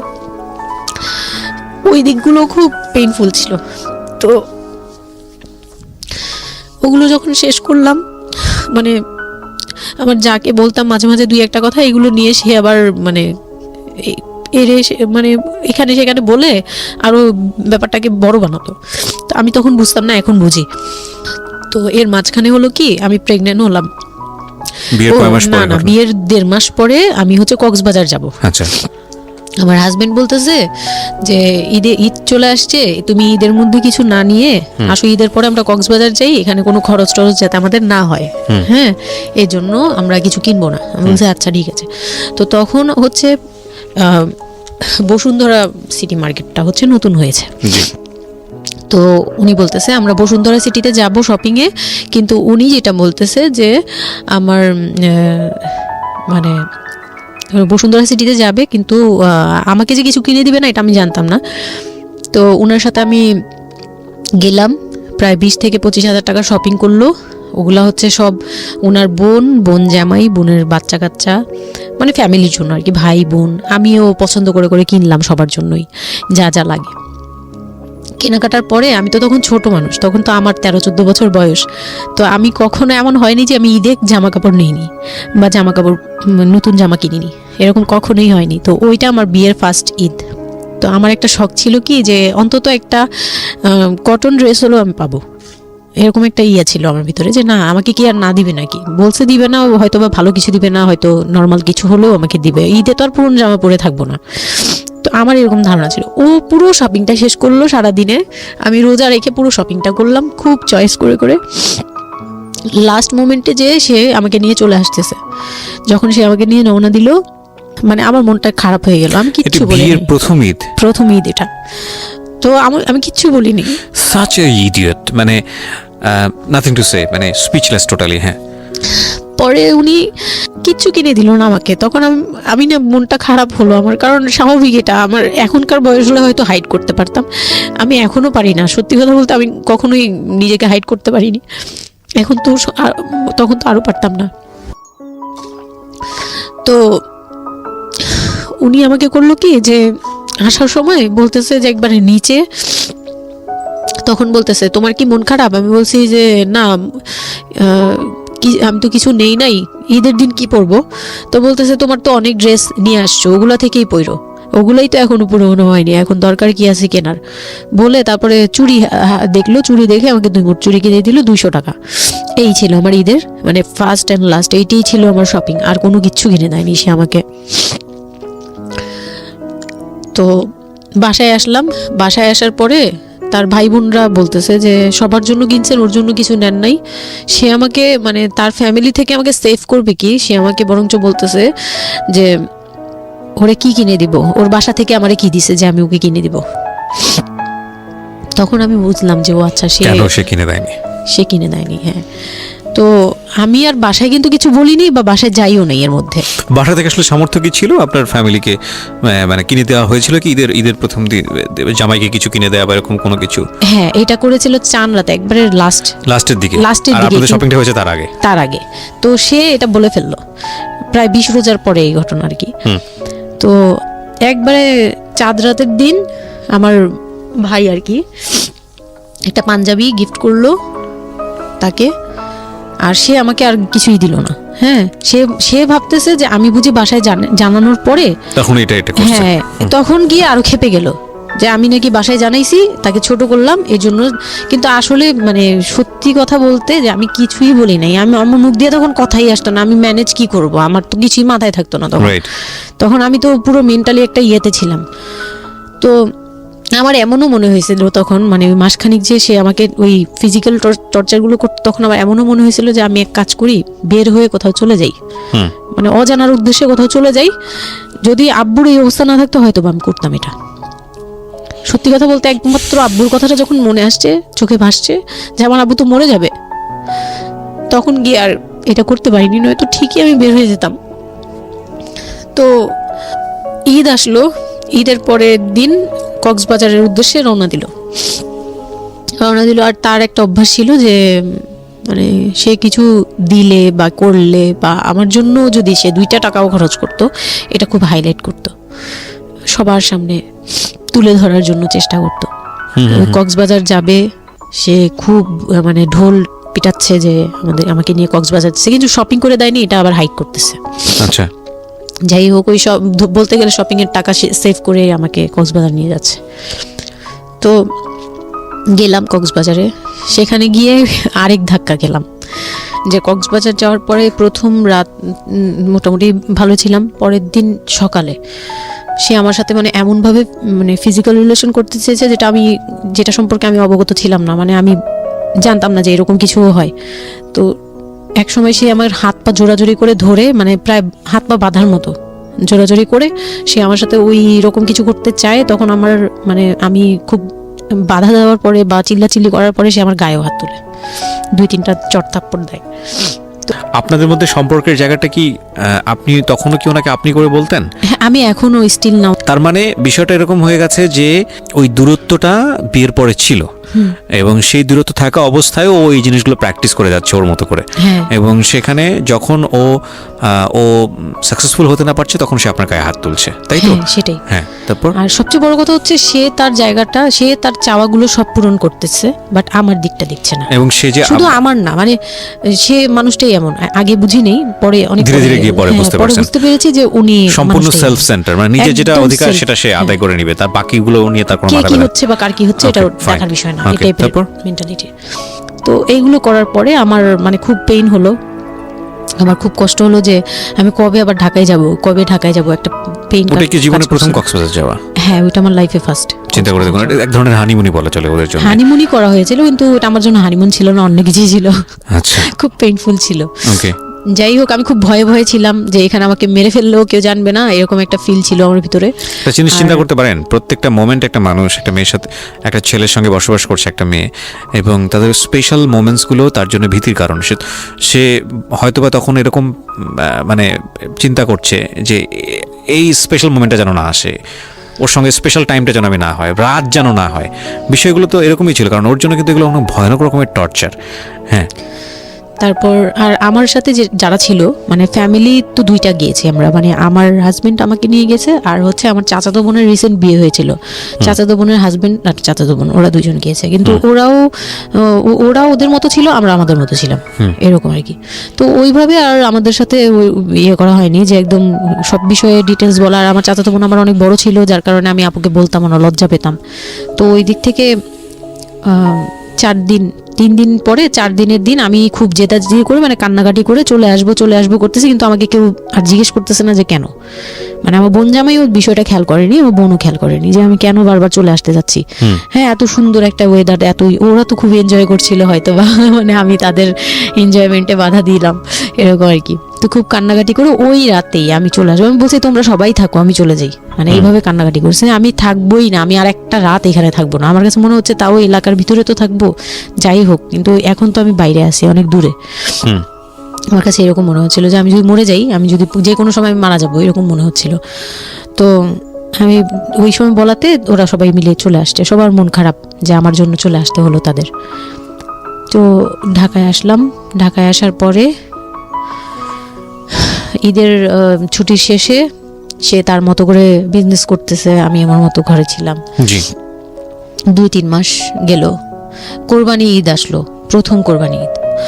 কোরবানি ঈদের সময় যেটা হলো সেটা হচ্ছে আমার মামা বাসা থেকে মাংস, মানে কোরবানি ঈদের যে মাংসটা পাঠায়, পুরান ঢাকার একটা আছে যে নতুন বিয়ে হলে বাবার বাড়ি থেকে রান পাঠানো হয়, একবারে পুরো একটা রান ধরে পাঠিয়ে দেয়, বাবার বাড়ি থেকে মেয়েদের পাঠায়, মানে কোটাকুটি নেই, রানী পাঠিয়ে দিতে হবে, একদম আস্ত পাঠায়। এটা পুরান ঢাকার রেওয়াজি, একবারে যে কয়টা মেয়ে থাকবে ওই কয়টা রান বাসায় যাবে, মানে ওই রানগুলো কেউ কাটতে পারবে না, একদম আস্ত পা ধরে দিয়ে দিবে একবারে।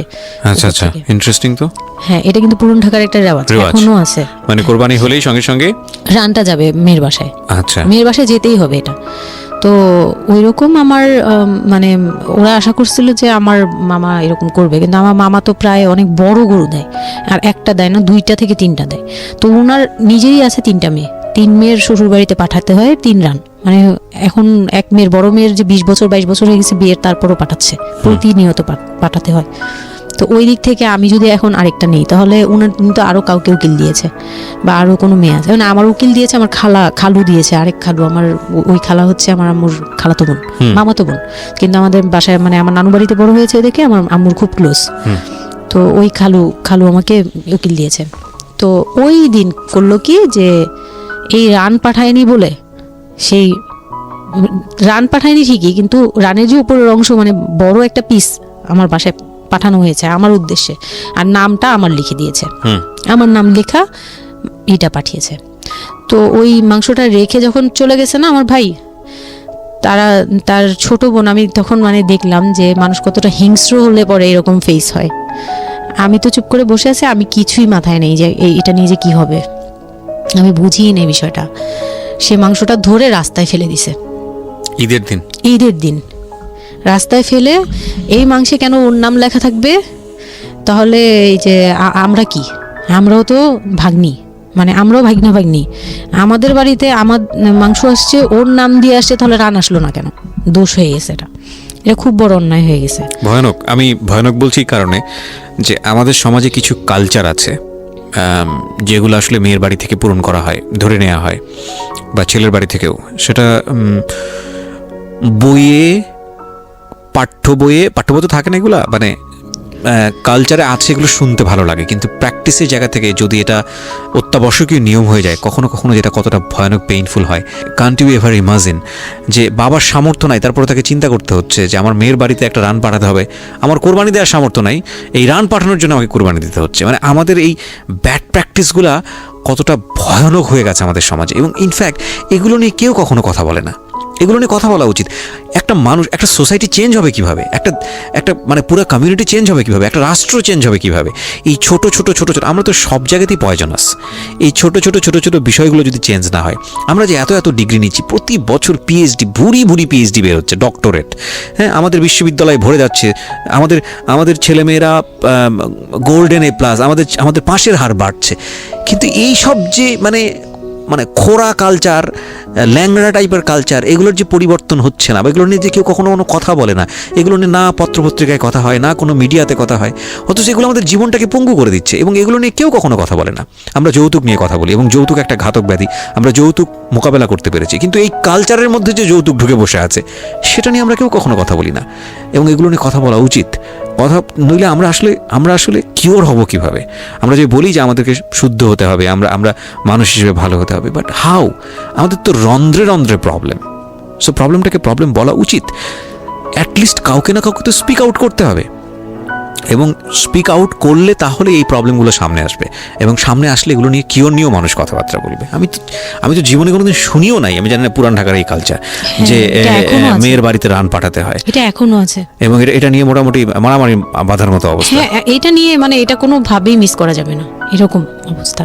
তো আমার বাসায় কিন্তু রান আসছে, আমার বাসায় পরে রান আসছে। ওকে, ওইটা ছিল ঈদের দিন। হ্যাঁ, ঈদের দিন তারা আমাকে খুব ব্যাডলি কথা শুনেছে, আমাকে সামনে বসিয়ে রেখে, মানে 4-5 ভাই বোন একসাথে বসে যেরকম মিটিং, মনে হয় আমি অনেক বড় একটা পাপ করে ফেলছি তার ভাইয়ের কাছে বিয়ে হয়ে। আমার পাপ হয়েছে যে আমি নাকি তার ভাইকে কিভাবে ভুলিয়ে ভালিয়ে, আমি তখন ভুলাবো কি, আমার তো ভুলানোর প্রশ্নই আসে না। আমি তখন মনে মানে হাসিও পাচ্ছে, আমি অবাক হচ্ছি যে এগুলো কি বলতেছে, আমি নাকি তাদের ভাইকে হাত করেছি, এই টাইপের কি কথা বলতে, মানে আমি এখন বলতে পারবো না বুঝিয়ে। তো এগুলো বলছে, তো আমার কাছে খুব মনে হচ্ছে যে আমি কান্না করতেছি, খুব কান্না করছিলাম। তো কান্না করার পরে আমার যে হাজবেন্ড ছিল, সে কেমন একটা লোক যে সে এটাও বললো না যে মাংসটা তুলে নিয়ে আসি। এটা তো একটা মানে বলতে গেলে কোরবানি দেওয়া হয়। আপনার শ্বশুর বেঁচে ছিল না? না, আমার শ্বশুর শাশুড়ি দুজনই মারা গিয়েছে। তার মানে ওই পরিবারের মূল হর্তাকর্তা হচ্ছে আপনার হাজবেন্ডই? হ্যাঁ। আচ্ছা। তো তখন সে ওই মাংসটা নিয়ে আসলো না, ভাই বোন ফেলে দিছে, সেও তাদের সাথে তাল মিলাচ্ছে।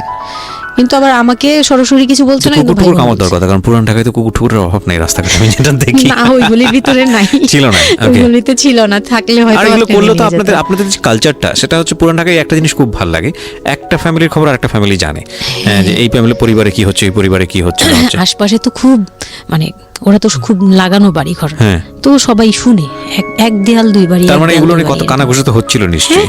পুরো এলাকা, আমি যে কি পরিমাণ মানে লজ্জা, মানে অনুতাপ, আমাকে মানে এমন বানিয়ে ফেলছে যে আমি ওই বাড়িতে শুধু ক্লাস 9-এ পড়ুয়া একটা মেয়ে, যেখানে তার মানে রঙিন স্বপ্ন নিয়ে ডানা মেলে বাঁচার কথা, এবং ঢাকাতে বড় হওয়া একটা মেয়ে, ক্যান ইউ এভার ইমাজিন?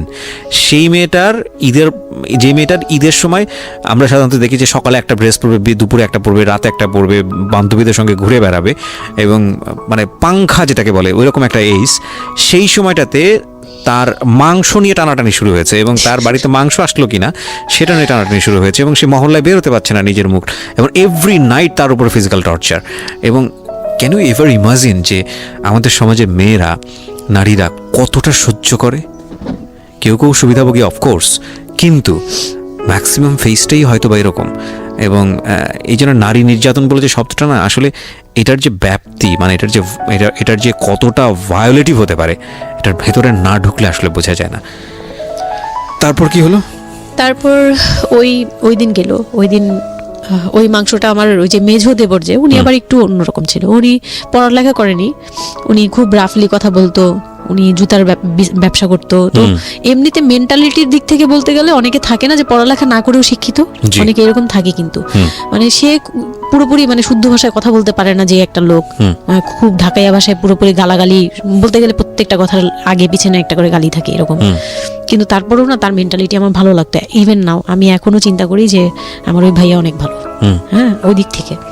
তো উনি আসছে, উনি এসে এরকম দেখে বাসায় মাংসটা নিয়ে এসে রেখে তারপর খুব গালাগালি করে, খুব বাজেভাবে ভাই বোনদের বলল যে তোরা আসলে মানুষই না, তোরা মানুষ হইলে এই ধরনের এই সিচুয়েশনটা ক্রিয়েট করতি না। মানে উনি ওনার মতো করে বলছে, গালাগালি করে, যে এইরকম মানুষ করে, তোরা কি ছোট লোক, জীবনে কি কখনো এগুলি দেখোস নাই, বা এগুলো কি কখনো খাস নাই, বা এখনো কি পাস না, এরকম করার কি আছে, ওর বাসা থেকে আসলে খাবি, এরকম মানে এইভাবে খুব বাজে বাজে 2-4টা কথা বলছে। তারপর তারা গিয়ে ঠান্ডা হয়েছে, আর আমার বলতেছে তুমি এখানে বসে বসে ওদের দৃশ্য দেখতেছো কেন, তুমি উপরে যাও। তখন তার বউর আবার একটু জেলাস হলো যে আমার প্রতি তার কেন এত টান। মানে ওই দিক থেকে আবার মানে ওইটা ওইভাবে দেখলো না যে ভাই হিসেবে বোনকে সেভ করলো, এরকম না। আমি কিন্তু এইভাবে নিয়েছি যে মনে হচ্ছিল যে আমার বড় ভাই, এটা ওদের ভাই না, আমারই বড় ভাই, আমাকে সেভ করলো। আমার কাছে এত ভালো লাগছে, আমি কিছু হলেই বলতাম ভাইয়ারে, যে বলতাম ভাইয়া দেখেন না আমার সাথে এটা বলতেছে, সাথে সাথে নেমে এই কে ওরে গালাগালি করছে, উনি তো গালাগালি শুরু করে দেয়, আর উনারে সবাই ভয় পেত। মানে আমার হাজবেন্ড ভাই বোনের সাথে তাল মিলাতো, আর উনি ছিল একটু ডিফারেন্ট। তো কিছু হলেই উনি বাসায় আসার অপেক্ষায় থাকতাম, উনি আসলে উনারে বলবো। একদম সিঁড়ি দিয়ে ওঠার সময় নামার সময় ভাইয়া আজকে আমার না এটা বলছে, এই সাথে সাথে ভালো হলি, মানে উনি মোটামুটি আমাকে সেফ রাখতো। আর ছোট যে দেবরটা ছিল, ও হচ্ছে একদম কোনো কথাই বলে না, চুপচাপ, ইয়েস নো কিছুই বলে না, চুপচাপ। সে আবার ছিল স্কুল টিচার, আচ্ছা, ওই পুরো ফ্যামিলিতে ওই এডুকেটেড ছিল, মাস্টার্স কমপ্লিট করা আর কি। ও একটা খুব ভালো সাইড বেছে নিয়েছে যে কথা বলে এখানে লাভ হবে না। না, হ্যাঁ, সে একদম চুপ, নিরপেক্ষ। কারণ তাদের সাথে বলতে গেলে ভাই বোনের সাথে দ্বন্দ্ব হবে, আমার সাপোর্টে যেতে গেলে একটা বাজে কিছু ক্রিয়েট হবে, আবার আমাকে বকা দিতে গেলে এটা অন্যায় হবে, সে ওটা বুঝতো। মানে আমি যা সবকিছু মিলে যেটা দেখলাম যে এটার জন্যই সে চুপচাপ থাকতো। তো মানে উকিল মা যে ছিলেন আমার খালা, উনি কোরবানি দিয়ে পরের দিন রান পাঠাইছে। পরে এই রান পাঠানোর পরে আমার ওই যে মেজো দেবর যে ছিলেন, তিনি তো আরেকটা দিল, মানে আরেক ধোলাই দিল সবাইকে, ছোট লোক। এখন বল যে ও বাসায় ফোন করে বলছে বা বাসায় গেছে, ও তো কালকে থেকে বাসায় যায়নি, ওর হাত তো ফোনও নাই, ফোন নিলে তোদের কাছ থেকে তো নিতে হবে, তখন আমার হাতে ফোন নেই, তো ও তো বাসায়ও যায়নি। এখন বল যে এটা ও বলছে তারপর ও পাঠাইছে, তোরা এত ছোট লোক কেন, মানে ভাই বোনরাই বলতেছে। তো ওরা তো আর কিছু, হ্যাঁ এটা পাঠানো তো এটা উচিতই, এটা ওদের উচিত, এই সেই, এটা তেমন কিছু না। মানে সে তারা তারপরও ছোট হচ্ছে না, তারা মনে করতেছে এটাই করা উচিত ছিল, এটা না করলে আরেকটা কথা শুনাইতাম, এরকম বলতেছে উল্টা। তো এইগুলো করার পরে আমিও আর এগুলা মাথা থেকে ফেলে দিলাম, ভাইয়াও বলে টলে চলে গেল। আর আমার হাজবেন্ড যে ছিল সেও খুব খুশি, সে মানে আমার বাসা থেকে পাঠাইছে এই সেই। তো বিয়ের 4 মাস পরে মেইন পার্ট যেটা, যে আমি কনসেপ্ট কনসেপ্ট করি তখন আমি বুঝতে পারি না কনসেপ্ট এই 13-14 বছর বয়সে? হ্যাঁ, তখন আমার আমি স্কুল যাতায়াত করতাম, রেগুলার না, আচ্ছা, মাঝে মাঝে যেতেন? ইরেগুলার, মানে মাঝে মাঝে বলতে আমি চাচ্ছিলাম কি পড়াটা রানিং থাকুক, এক্সামগুলো দিব আর বাসায় থাকবো। আর বাসা থেকে যখন স্কুল ড্রেস পরে বেরোতাম আমাকে সবাই মিলে কি যে বলতো, মানে বলার মতো না, এগুলো অকথ্য ভাষা বলতে গেলে, যে মানে নোংরা নোংরা কথা বলতো। তো যাই হোক, ওগুলো আমি কানেও নিতাম না, আমি বলতাম না আমি স্কুলে যাব। আর যেহেতু বিয়ের সময় বলছে যে ওরে পড়াশোনা করতে দিব, আমার হাজব্যান্ড এগুলো বলছে, ও না ও স্কুলে যাবে আসবে সবই করবে। পরে গিয়ে বলে কি তুমি বাড়ির বড় বউ, তুমি যদি স্কুল ড্রেস পরে স্কুলে যাও কেমন দেখা যায়? আমি তো বোরকা পরতাম। তো বলে না, স্কুলে গিয়ে তো তোমার বোরকাটা খুলতে হয়, অ্যাসেম্বলিতে দাঁড়াও, ওই যে পিটি করো তোমরা, এগুলো তো আশপাশ থেকে দেখা যায়, এলাকার ভিতরে স্কুল। আমার অসম্মান, এটা তার অসম্মান হয়ে উনি যায়। পড়াশোনা করেছেন আপনার হাজবেন্ড? না, উনি ক্লাস 5 পর্যন্ত পড়ে আর পড়াশোনা করেন। রাইট, ওনার জন্য অসম্মানই হবে এটা। আমি ক্লাস 5 পড়ুয়া যারা আছেন বাংলাদেশ, তাদের সবার প্রতি রেসপেক্ট রেখে বলছি। ক্লাস 5 না, এনার ডিগ্রি পাস করা এরকম অনার্স মাস্টার্স পড়ুয়া এরকম অনেক ছেলেমেয়ে আছেন যারা এই ধরনের মানে আজগুবি ল্যাংরা টাইপ যুক্তি দিয়ে জীবনটাকে চালান। তাদের জন্য এটা আসলে অযুক্তি কি হবে, কিছু করার নাই। হ্যাঁ, তো আমি তখন চিন্তা করছি যে আমি স্কুলে যাব, তো মাঝে মাঝে করতাম কি একটু করেই মানে ম্যানেজ করে যাওয়ার চেষ্টা করতাম, বিষয়টা যদি এরকম হতে ধরেন, আমি জানি না, প্রথমত যেটা ঠিকই হয়নি, মানে কোনো কিছুই ঠিক হয়নি, শুনছি আর মেজাজ খারাপ হচ্ছে আসলে, মানে কোনো কিছুই ঠিক হয়নি। তারপরেও যদি খারাপের মধ্যে ভালোটা চিন্তা করি, যে ঠিক আছে এত কিছু, একটা মানুষের এত খারাপ, একটা দুটো দিক তো ভালো থাকতে পারে না। ওর ওয়াইফকে সে সাথে করে নিয়েছে, ঠিক আছে তোমার স্কুলে চলো আমি তোমাকে পৌঁছে দিয়ে আসি, স্কুলে পৌঁছে দিয়ে আসলো, স্কুল থেকে নিয়ে আসলো। কিছু জিনিস হয়তো ওনার আত্মসম্মানে লাগবে, যেহেতু উনি বেশি দূর পর্যন্ত লেখাপড়া করেনি, উনি অনেক কালচারের সাথে অভ্যস্ত না, এতটুকু হলেও তো ও নিজের মনটাকে বুঝ দিতে পারতো যে না আমার হাজবেন্ড আমাকে কেয়ার করে। মানে স্টুপিডিটির আর কি, মানে লিমিটলেস স্টুপিডিটি যাকে বলে। হ্যাঁ, তুমি অ্যাসেম্বলিতে দাঁড়াবে, সেখানে তোমার লেখাপড়া বন্ধ, বদমাইশ। তারপর স্কুল বন্ধ করে দিল। না, তখন আমি কনসেপ্ট করি, আমি বুঝতে পারিনি, আমার তখন টেস্ট পরীক্ষা চলছে স্কুলে। তো পরীক্ষা দিতে দিতে আমার মানে শারীরিক পরিবর্তন খেয়াল করলাম, যে আমার বমি লাগতেছে খুব, মানে বইয়ের দিকে তাকাতে পারছি না, খাতার দিকে তাকাতে মানে মাথা কেমন করতেছে। তখন ক্লাস 9-এ। তখন আপনি জানেন না আপনি কনসিভ করেছেন? না, তখনও মানে এইটা সিমটম ফার্স্ট। তো এইরকম হওয়ার পরে রাতে 11:30-12টার দিকে আমি না খুব গড়াগড়ি করে কান্না করতেছি, জোরে জোরে, মানে খুব গড়াগড়ি করে জোরে জোরে কান্না করতেছে। আমি মাথায় নেই যে কে শুনতেছে কে না শুনতেছে এরকম। তো এটা দেখে তার বোন, যেটা বিয়ে হয়ে গেছে, সে আবার ছিল বাসায়, তো সে দেখে বলতেছে, সে আবার মানে খারাপ লাগছে তার কাছে, বলে চলো এক্ষুনি তোমার নিয়ে হসপিটালে যাব। হ্যাঁ, ওর কি হইলো হঠাৎ করে, কি খাইছিলা তুমি, কি উল্টাপাল্টা কিছু খাইছো কি না, এই সেই। বলছি না, আমার কেন জানি অনেক পেট ব্যথা করতে, আমি পারতেছি না সহ্য করতে, পেট জ্বলতেছে আমার খুব। তো নিয়ে গেল ডাক্তারের কাছে, তখন ডাক্তার আমার নার্ভস দেখে বললো যে she is pregnant. But 100% confirm করতে পারবেন আল্ট্রাসাউন্ড না, এমনিতে তবে উনি আর কি ওনার মতো করে বলছে। আচ্ছা, আর তখন টেস্ট দিল একটা, যে রাতে নিয়ে যান, ইউরিন টেস্ট টাইপের একটা কিছু বাসায় করা যায়, ওই টাইপের একটা টেস্ট দিল। তো ওইটাই করলাম, বাসায় এসে করার পরে পজিটিভ আসছে, যেভাবে বলছে ওইভাবে করছি, করার পরে পজিটিভ আসছে। How do you feel? Positive আসার পরে মানে আমার কাছে যেটা মনে হচ্ছিল যে আমি মানে এতটা খুশি হয়েছি, আমি কিন্তু বিয়ে নিয়েও খুশি না, আমার মনে হচ্ছে এটাই আমার অ্যাচিভমেন্ট লাইফের। আচ্ছা, এতটা খুশি হয়েছে আমি বলতে পারবো না কেন। এটা আসলে ন্যাচারালি আল্লাহ হয়তো প্রত্যেকটা মেয়ের মধ্যে এই বিষয়টা দিয়ে দেন, যে নইলে আসলে মা কেন, মানে মা তো মাই, এটা আসলে আল্লাহ গিফটেড অফকোর্স। দেখেন, এরকম একটা ডিফিকাল্ট সিচুয়েশনের মধ্যে, যেখানে 13 বছর বয়সে ওর আসলে এই জিনিসটা ফিল করার কথা না, সেখানে ও ফিল করতেছে, এটা কিন্তু লজিকলেস ফিল, এবং এই ফিলটা সম্পূর্ণই ন্যাচারাল। ওকে, আমার কাছে তখন মনে হচ্ছিল কি যে আমার পেটে একটা জীবন্ত কিছু আছে, এক্স্যাক্টলি, মানে এইরকম ফিল হচ্ছে। আর আমি এটাকে মানে একটা কিউরিওসিটিও, যে দেখি তো কি হয়, কতদিন পরে কি হবে, এটা আস্তে আস্তে বড় হবে, এটা কি করবে পেটে, এটা কিভাবে আসবে, মানে দুনিয়াতে কিভাবে আসবে, এটা এইগুলোও জানি না আমি, যে মানে এটা বড় হলে পরে এটা যে কিভাবে দুনিয়াতে আসবে। You feel like it's a game, কোন একটা খেলা, মজার একটা খেলা, হ্যাঁ, যে আমি একটা কিছু পাইছি, এটা নিয়ে থাকা যাবে এখন, এরকম মনে হচ্ছিল তখন। খুব মানে খুব কেন জানি খুব আনন্দ, মানে মা হওয়ার ফিল না, কিন্তু এটা মা হওয়ার ফিল না, কিন্তু কিউরিওসিটির জায়গা থেকে কিছু একটা আছে আমার সাথে, আমি এটা নিয়েই থাকবো এখন, মানে আমি একটা কিছু পাইছি এখন, আর আমি একা না, এরকম মনে হচ্ছে। তো আমি না দৌড়ে দৌড়ে বের হয়ে বললাম কি, ওই যে বোনটা আমাকে রাতে নিয়ে গেছিল ডাক্তারের কাছে, সে তো ছিল রাতে। তো আমি বের হয়ে বলতেছি কি, আপা আমার না এইরকম 2টা আসছে, মানে এই পজিটিভ স্টেপ গুলো আসে যেগুলো বলছি। পরে সে না সাথে সাথে বলে কি, এখন তো আমাদের কদর কমে যাবে আরো। প্রথম ছিল এটা, প্রথম ডায়লগ ছিল এটা, মানে মনটা খারাপ করে সে বড় নিঃশ্বাস ফেলে বললো, হ্যাঁ এখন তো আমাদের কদর কমে যাবে, আর তো এখন তো আর কম কম আশা লাগবে। তার সাথে ছোট বোনটা বলতেছে, তুমি না সময় কমে বুঝে কথা বলো না, এইগুলো তো বুঝতে হবে, মানে তাদের মতো করে তারা বলতেছে যে পুরান ঢাকার মানুষ যেভাবে বলে ওইভাবে বলতেছে যে এগুলো তো বুঝতে হবে যে এগুলো প্ল্যান করা, মানে আমি ইচ্ছা করে কনসেপ্ট করছি এরকম কিছু বুঝাইছে, কিন্তু আমি তখনও না এই জিনিসটা মানে ঘোলা ঘোলা আমি বুঝি নাই যে ওরা কি বলতেছে দুইজনে। তা আমি বলি যা মজা তাই বলুক, আমি আমার মতো থাকি।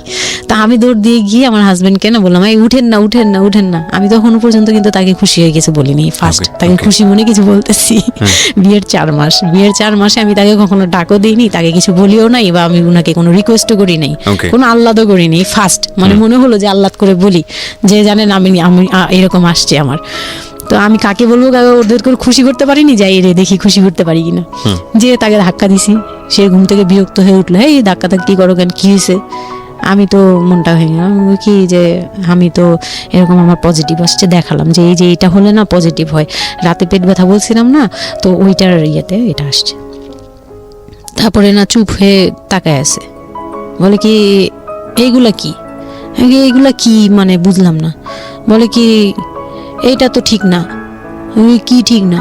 তারপর বলতেছে যে এই এখন তো এগুলোর দরকার নেই, আমাদের এখন তো এগুলোর কোনো দরকার নেই। তো আমি বলি আপনি আমার স্কুল যেতে দিবেন না। আমি এবার তখন খুললাম, আপনি স্কুল যেতে দেন না, তারপরে আর আমি তো এই জিনিস মানে এটা কিভাবে কি হয়েছে আমি তো জানি না, আমি ভাবছি যে আপনি হয়তো বা কিছু করছেন, আমি জানি না। আমি তাকে এইভাবেই বললাম খুলে যে আমি তো আসলে জানি না, যে আমি ভাবছি আপনি চাচ্ছিলেন এই জন্য হয়তো বা এরকম কিছু হয়েছে।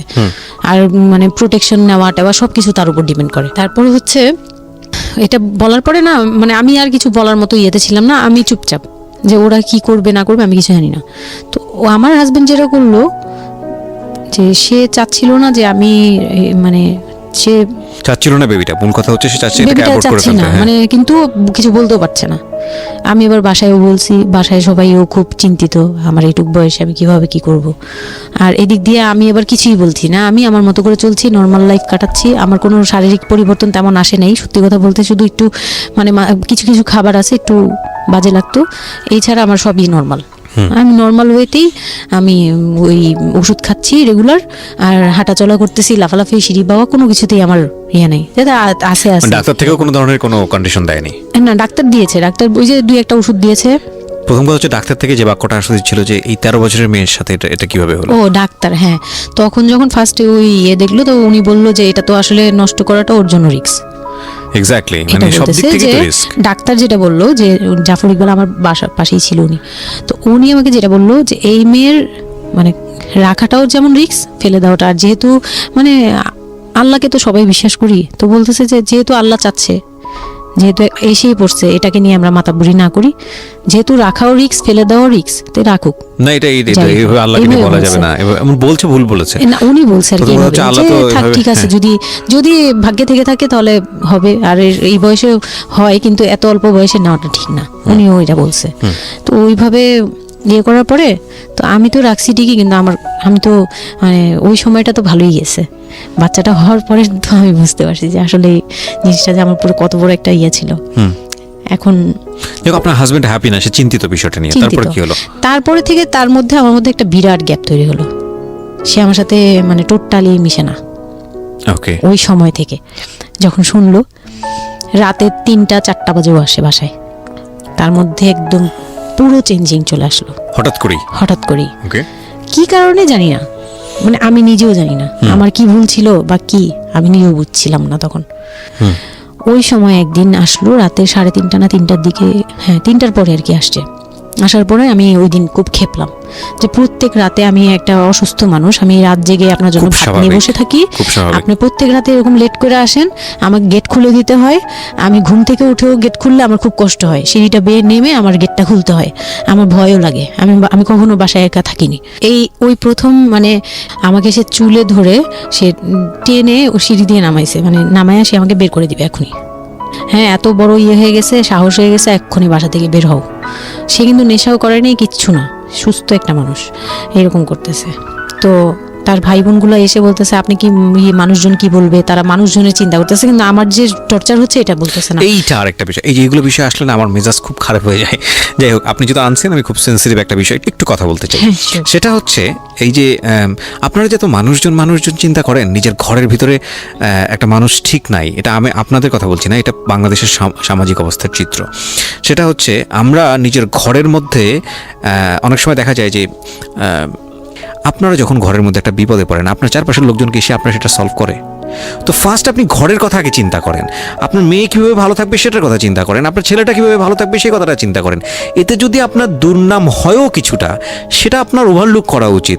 বরং আপনি যাদের কথা চিন্তা করে এই ছেলে মেয়েদের প্রতি খারাপ আচরণ করতেছেন, আপনার ছেলে মেয়ে খারাপ থাকার কারণে একটা সময় গিয়ে সেটা আউটব্রাস্ট হবেই। যেই মান সম্মানের কথা আপনি চিন্তা করতেছেন, সেই মান সম্মান আরও বেশি পরিমাণে ক্ষতিগ্রস্ত হবে। আমাদের সমস্যাটাই হচ্ছে এই জায়গাটায়, আমরা চারপাশের ঘরের লোকজন কি মনে করবে সেটা চিন্তা করি, অথচ চারপাশের ঘরের লোকজন কারা বসবাস করে, কোথা থেকে আসছে, কি অবস্থা, সেই খোঁজ খবর আমরা রাখি না। কিন্তু আমাদের মান ইজ্জত তাদের হাতে। স্টুপিড মানে ফিলসফি নিয়ে আমরা আমাদের সোসাইটিতে চলি। This is very important thing, এবং এগুলোর পরিবর্তন হওয়া উচিত। তো তারপরে কি হলো? তারপর এই হলো ফার্স্ট এই গেল, এইটার পরে এরপর থেকে চলতেছে কন্টিনিউ, মানে এরকম আচরণই করছে সে আমার সাথে। একটু 4 মাসের সময়টা খুব ক্রুশিয়াল একটা মোমেন্ট, খুবই ক্রুশিয়াল একটা হ্যাঁ, সকালে উঠে আমার রুটি বানাতে হতো কন্টিনিউ। সে বাইরের নাস্তা খাবে না, তাকে রুটি বানিয়ে খাওয়াতে হবে। ওই অবস্থায় আমি মানে সকালে উঠে ঘুম থেকে উঠে রুটি বানাতাম, ওর ভাই বোনের জন্য, ওর জন্য, সবার জন্য বানাতাম। এটা না আমাদের সমাজের ছেলেরা না বুঝতেই চায় না, এবং এটা নিয়ে আমাদের কোনো শিক্ষা নাই। আসলে আমি মানে দেখলাম যে এতটা আমি আমার নিজেকে জড়িয়ে ওই কথাটা বলছি, কারণ আমি তো নিজেও বাবা হয়েছি, আমি নিজে থেকেও বুঝি জিনিসটা। মানে এই যে পরিবর্তনটা সমাজ, মানে পরিবারে যখন নতুন একজন সদস্য আসে, সবচেয়ে বড় প্রেশারটা ফিল করে হচ্ছে মা, কারণ তার লাইফ রিস্ক হয়ে যায়। কিন্তু এখানে বাবার যে দায়িত্বটা, খুব মজার বিষয় হচ্ছে, আমি আমার নিজের এক্সপিরিয়েন্সের জায়গা থেকেই বলতেছি, যে বাবার দায়িত্বের জায়গাটা বোঝা শুরু হয় সন্তান দুনিয়াতে আসার পর থেকে, এবং তাও ইমিডিয়েটলি আসে না। সন্তান একটু করে বড় হচ্ছে, অ্যাটাচমেন্টটা হচ্ছে, যখন নড়াচড়া সামনে দিয়ে নড়াচড়া করতেছে, একটু মিস হচ্ছে, দূরে থাকতেছে, তারপরে কি মানে সন্তান যখন প্রাপ্তবয়স্ক 1 বছর 2 বছর বয়স, ওই সময় বাবা ফিলটা আসে, তুলে দেয়, তখন তখন হচ্ছে বাবা ফিলটা পায়। তার আগ পর্যন্ত বাবা বুঝতেই পারে না, তো মানে আসলে কি বাচ্চাটা আমার কোত্থেকে আসলো, এই সত্যটা ফিলটা এরকম থাকে। এটা খুব ন্যাচারাল একটা ফিল, কিন্তু এই ন্যাচারাল ফিলটার সুযোগ নিয়ে অনেক সময় আমরা একটা অবুঝের মতো আচরণ করে ফেলি, ভয়ানক বাজে আচরণ করে ফেলি। একটা ইয়ে থাকে, মাত্রা থাকে, যেমন আপনি কতটুকু কেয়ারফুল ছিলেন, কতটুকু ইয়ে ছিলেন, এটার কিন্তু একটা লেভেল আছে, পার্সেন্টেজ আছে, এবং এটা নিয়ে শেখানো উচিত আমাদের মানে এডুকেশন সিস্টেমের মধ্যে তো নাই। এবং আমরা জানি না ম্যারেজ কাউন্সিলিং বলে অনেক একটা বিষয় আছে, এগুলো তো আমাদের প্র্যাকটিসে নাই, কোনোভাবে নাই। এগুলো তো আমাদের কাছে মনে হয় যে বিলাসিতা, এবং আমাদের রাইট। এবং বাবা যিনি, একটা হচ্ছে যে মা হওয়ার একটা প্রিপারেশন দরকার আছে, মেন্টাল প্রিপারেশন, একটা বাবা হওয়ার জন্য একটা মেন্টাল প্রিপারেশন দরকার আছে। আমাদের সমাজে এটা টোটালি মিসিং। আমরা এই নারী দিদিদের কাছ থেকে যে গাইডটা পেয়ে আসছি, এবং সেটা না বুঝে না শুনে প্র্যাকটিস করেছি। আমি জানি না, আজকে আমি সত্যি এই কথাগুলো বলতেছি, হয়তো আমরা ওই রাতারাতি পরিবর্তনের জায়গায় যেতে পারবো না, বাট আমি শুধু একটা কথাই বলতে চাই, সেটা হচ্ছে বাবাদের দায়িত্বটা অনেক বেশি, বিশেষ করে বাচ্চা চলে আসার পর থেকে মেন্টাল সাপোর্টটা খুবই জরুরি। হ্যাঁ, এবং কারণ এটা একটা মেয়ের লাইফ রিস্কের প্রশ্ন, এবং আপনি জানবেন না যে সে আসলে কতটা ভয়ানক রকমের লাইফ রিস্কের মধ্যে রেখে সে একটা সুন্দর স্বপ্ন দেখে। তো ওই মানুষের পাশে কিছুই না, আপনি শুধু কোম্পানি দেন, এবং এই কোম্পানিটা তারা খুব মিস করে এই সময়টাতে। হ্যাঁ, এটাই ও বলার চেষ্টা করছে। তারপর হচ্ছে যে আমার বেবি হলো হসপিটালে, যখন মেয়ে হলো, তো এই রুমটাতে ঢোকার পর্যন্ত আমি খুব ইয়েতে ছিলাম, মানে রুমটাতে যখন ঢুকি তখন আমি কান্না করছিলাম, খুব ভয় ছিল যে হ্যাঁ, তখন মনে হচ্ছিল যে আমি মরেই যাই নাকি, এরকম মনে হচ্ছিল। আর আমাকে তো মানে অপারেশন করবে, তারাও ডাক্তার বলতেছে এই মেয়ের অপারেশন কি করবো, আর এই মেয়ের নর্মালে কি বেবি দিবে। আমি বলতেছে এটা তো গ্রামগঞ্জ না, আপনারা কি করছেন। আমি তখন আরো শুকনা ছিলাম, তো আর এমনিতেও বয়সও কম ছিল, আবার শুকনাও ছিলাম, দেখতে আরো পিচ্ছি লাগতো। বলতো যে অনেক দুর্বল, তো ও তো মানে ঠিক মতো টেক কেয়ারও করেন নাই বাসায়। হ্যাঁ, বলতেছে একদম আমার এই হাতের মানে এইগুলো ব্রেনগুলো বুঝে যেত, এইগুলো বুঝা যেত, একদম হাড় গোড় বুঝা যেত। যখন অপারেশন করে, অপারেশনের 12 ঘন্টা পর আমার সেন্স আসে, প্রায় 12 ঘন্টা। মানে আপনার বেবি হয়েছে আপনি জানি না? পরে আমি যখন ঘুম থেকে মানে সিজারিয়ান বেবি, পরের দিন শুধু রাতে একটু টের পাই যে আমি, আমার পাশে কেউ মানে ব্রেস্ট ফিড করছে। ওহো, এইটা ফিল পাইছি, শুধু মুখের দিকে তাকাতে পারিনি, চোখ খুলতে পারিনি, কিন্তু কেউ একজন আমার পাশে শোয়া, মানে আমার হাতের উপরে একটা বাচ্চা শোয়া, এরকম ফিল পেয়েছি। আর এরপরে যে চোখ বন্ধ করেছি একবারে সকালে প্রায় 11টা-12টার দিকে আমার ঘুম ভাঙছে, তখন তাকানোর পরে একটু পুরোপুরি ইয়েতে, তো আমাকে উঠিয়ে নিয়ে আমাকে ইয়েতে ক্যাবিনে দেওয়া হলো। ক্যাবিনে দেওয়ার পরে আমি বাচ্চাকে দেখি, বারবার চিন্তা করি যে এটা আমার মেয়ে, কোত্থেকে আসলো, কোত্থেকে আসলো, কিভাবে আসলো, আমি নিজেকে দেখি। Best feel ever, believe me guys, এটা জীবনে সবার আসা তখন না উচিত। আমার মাথায় এটাও ছিল না যে এটার বাবাকে, এটার ফুপুকে, এটার চাচা, কিন্তু হোয়াট এভার আমার বাচ্চা এটা, মানে Right. আমার, আমি এখনো স্টিল না, আমার বাচ্চা এখন ক্লাস 8-এ পড়ে, এটা এখনো আমি তাকে বেস্ট গিফট বাচ্চা ফ্রম বলি। আল্লাহ, ইয়া বেস্ট গিফট ফ্রম আল্লাহ। হ্যাঁ, তো ও আর আমি একসাথে হাঁটলে মনে হয় কি, মানে ফ্রেন্ড আমরা এরকম। পরে হচ্ছে ওই বাচ্চাটা হলো, বাচ্চাটা হওয়ার পরে সে খেলে, আমার খুব ভালো লাগে, তাকে নিয়ে আমার সময় ভালো কাটে। আমার আর মানে ওর বাবার কথা মাথায় নেই যে এই লোককে, এই লোক শুধু মানে এনে দিবে ঘরে, আমি রান্না করব, খাবো, ব্যাস ওই পর্যন্তই শেষ। এর বাইরে আমার আমার দরকার আর নেই। এর দরকার নেই, কাউরই দরকার নেই। আমার বাচ্চা নিয়ে আমি পুতুলের মতো খেলি সারাদিন। ওর বাবা অনেক সময় দেখা গেত, ওর বাবা তো রাতে 2টা-3টায় আসতো, আসার পরে যে খাওয়া দাওয়া করে ঘুমাবে, তো আমি তো, আমার তো ওই রুম ছাড়া কোনো ওয়ে ছিল না, ওই রুমে আমি হাঁটাহাঁটি করতাম, বাচ্চা কান্না করতো। একদিন এমনও হয়েছে সে আমাকে ঘর থেকে বের করে দিচ্ছে, আমি নাকি ইচ্ছা করে বাচ্চাকে কাঁদাই আর তাকে ঘুমাতে দেই না। ওহো, হ্যাঁ, সে আমাকে বাসা রুম থেকে বের করে দিচ্ছে। Very bad. তো রাতে, এই এত রাতে বাসা থেকে যখন রুম থেকে বের করে দিচ্ছে, আমি সিঁড়িতে সারা রাত, মানে ওদের তো আর বারান্দাও নেই, হাঁটার জায়গা বাচ্চা নেই। কোথায় ছিল? বাচ্চা আমার কোলে, বাচ্চা কোলে নিয়ে সারা বাচ্চা রাত সিঁড়িতে? বাচ্চা তাওয়াল দিয়ে পেঁচানো আমার কোলে, সে কান্না করতেছে, আমি সিঁড়িতে বসে আছি। আর আমি যখন সিঁড়িতে বসছি, আমি জানি না কি কারণে বাচ্চার কান্না অটো থেমে গেছে। রুম থেকে বের হয়েছি না, তো ওর বাবা যে ধমক টমক দিছে, আমি জানি না কি কারণে, হয়তো বা রাতও অনেক হয়ে গেছিল, অনেক কান্নাকাটির পরে হয়তো ও ক্লান্ত হয়ে গেছিল, ও মোটামুটি চুপ হয়ে গেছে সিঁড়িতে, নয়তো পুরো এলাকা জানার কথা আর কি, এইরকম রাইট, একটা বাচ্চার কান্না তো situation। অনেক দূর থেকে শোনা তো যায়। আমি সিঁড়িতে বসে বসে কান্না করছি সারা রাত, মানে তখন আর ও- অলমোস্ট তখন 4টা বাজে আর ও কি, ভোর ভেতরে ভোর। ভেতরে ভাবে ঘুমিয়েছে নাক ডেকে? হ্যাঁ, তখন সে ঘুমাচ্ছে, ভিতরে গিয়ে ঘুমাচ্ছে, আমি এর ভয়ে রুমেই যাইনি, মানে কি না কি করবে আবার, এই জন্য রুমেই যাইনি। তো এই কাজটা করার পরে সে আমার মন থেকে আরো উঠে গেছে। আমার যে দেবর ছিল, ওই যে বললাম যে আমাকে খুব ভালোবাসতো উনি, তো উনি আবার এই খুব ভোরে আসতো, জুতার ব্যবসায়ী তো, ওনাদের কারখানা সারা রাত কাজ হতো, প্রত্যেক দিন সকালে 5টা-6টা এইভাবে আসতো। তো ঘন্টাখানিক পরে উনি যখন চলে আসছে, তখন আমাকে সিঁড়ি দিয়ে ওঠার সময়, মানে গেট নক করছে, ওনার ওয়াইফ নামছে উপর থেকে, নেমে বলছে তুমি এখানে কেন? আমি বললাম যে এরকম আপনার ভাই ঘুমাতে পারে না, আমাকে বের করে দিছে। তো ছি, ছি, ছি, সেও ছি। খুব নর্মাল ভাবে নিল ব্যাপারটা, কিন্তু তার ভাই তো, তার ভাই যখন গেট খুলে দেখলো যে আমি জেগে আছি আর ওটা নিয়ে সিঁড়িতে বসছি, তখন সে গালাগালি করতেছে, শালা আমি, ওনার আবার বিয়ের 12 বছর হয়ে গেছে, কিন্তু বাচ্চা কাচ্চা হয়নি। ও উনি আবার এই দিক থেকে খুব ইয়ে ছিল যে তার খুব ইচ্ছা ছিল একটা বাচ্চার বাবা হবে। ওকে, এই তো আমার কোল থেকে বাচ্চাকে নিয়ে বলতেছে, তোমরা আসলে কেউ যোগ্য না, তুমি মা হওয়ার যোগ্য না, ও তো বাপ হওয়ার যোগ্য ছিলই না কোনোদিন, কিন্তু তারপরে তোমাদের ঘরে দিছে, মানে সে গালাগালি করতেছে না, আমি এতদিন ধরে ট্রাই করতেছি, আমি পাচ্ছি না, আর ওরে দিয়ে দিছে, ওর মতো একটা অপদার্থরে দিয়ে দিছে, মানে এরকম করে বলতেছে। তারপরে হচ্ছে এই উপরে গেলাম, উপরে যাওয়ার পরে আমি ওই রুমে গেলাম, ওনারা বলতেছে আচ্ছা তুমি যাও, আমরা ওকে রাখি। ও ঘন্টাখানিক রাখলো, পরে ঘুমানোর পরে আমাকে আবার ডেকে দিয়ে দিছে বাচ্চাকে, যে ও ঘুমালে আমি দিয়ে আসবো, তুমি রুমে ওরে নিয়ে যেও না, ও আবার কান্নাকাটি করলে বড় ভাই রাগারাগি করতে পারে। তো ওইভাবে আমি আবার রুমে গিয়ে ঘুমালাম, পরে ওনারা দিয়ে গেছে। এই গেল একটা রাত। তারপর আমার বাচ্চাটা যখন 3-4 বছর হয়, মানে এইভাবে ও কি বাচ্চা কোলে আদর করতো? বাচ্চা নিত, কোলে নিত? না, বাচ্চা কোলে নিতে পারতো না।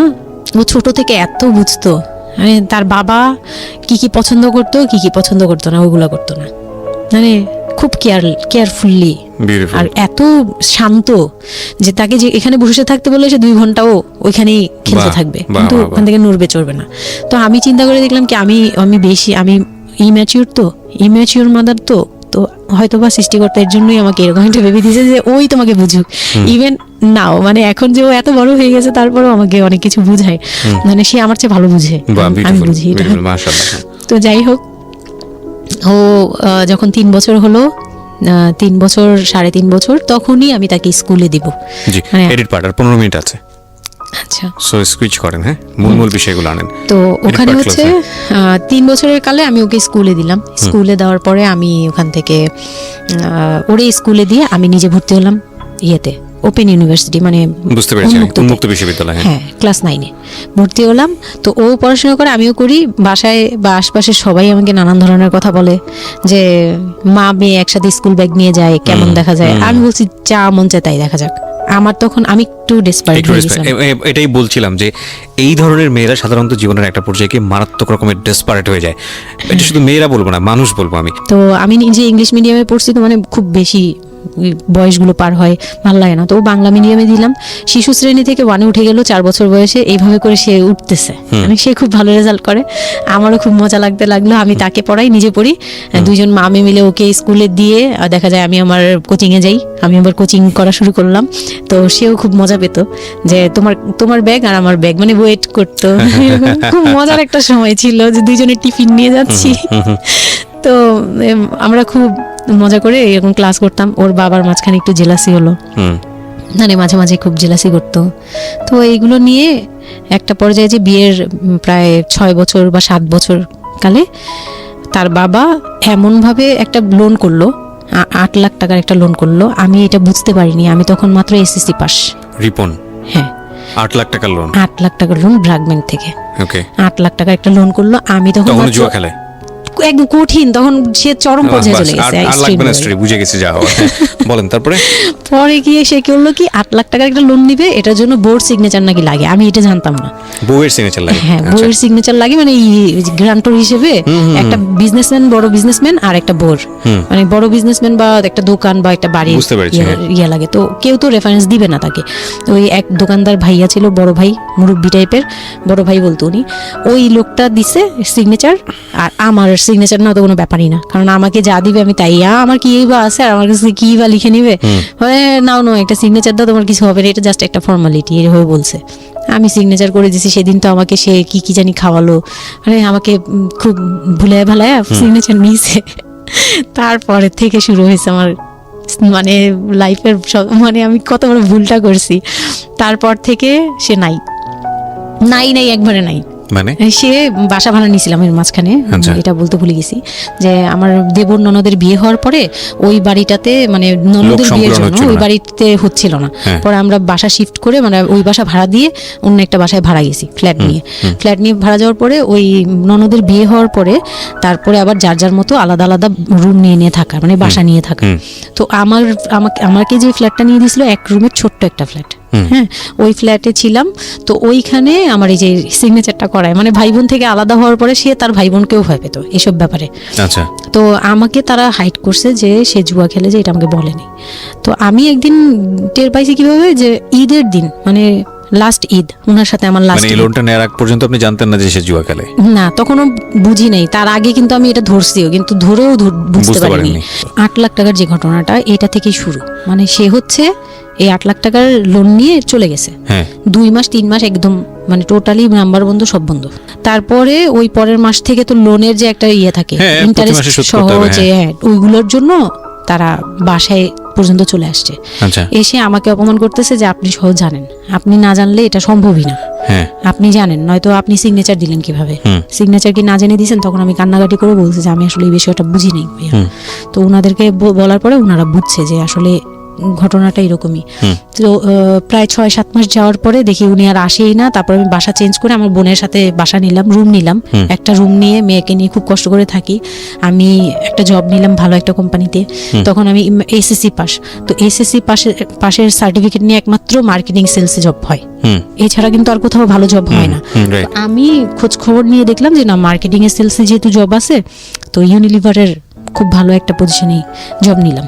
ওকে, সেলসে জব নিলাম। পরে মোটামুটি 10-12 হাজার টাকার মতো স্যালারি ছিল, ওটা দিয়েই চলতাম। মেয়েকে নিয়ে বাড়ি ভাড়া দিতাম 4-4.5 হাজার টাকা। না, আমি কখনো, তারপর হুট করে একদিন আসছে, এসে তারপর দেখি ঘরে বসে থাকে, সারাক্ষণ ঘরে বসে থাকে। ব্যাংকের লোক আসবে শুনলেই বের হয়ে যায়, আর বের হয়ে আবার 2-3 দিন থাকে না, আবার আসে। মানে একটা কেমন খেলা, লুকোচুরি জীবন। হ্যাঁ, লুকোচুরি জীবন, বিজনেস শেষ, বিজনেস কিচ্ছু না। উনি থাকে, আমি রান্না করলে উনি খেয়ে চলে যায়।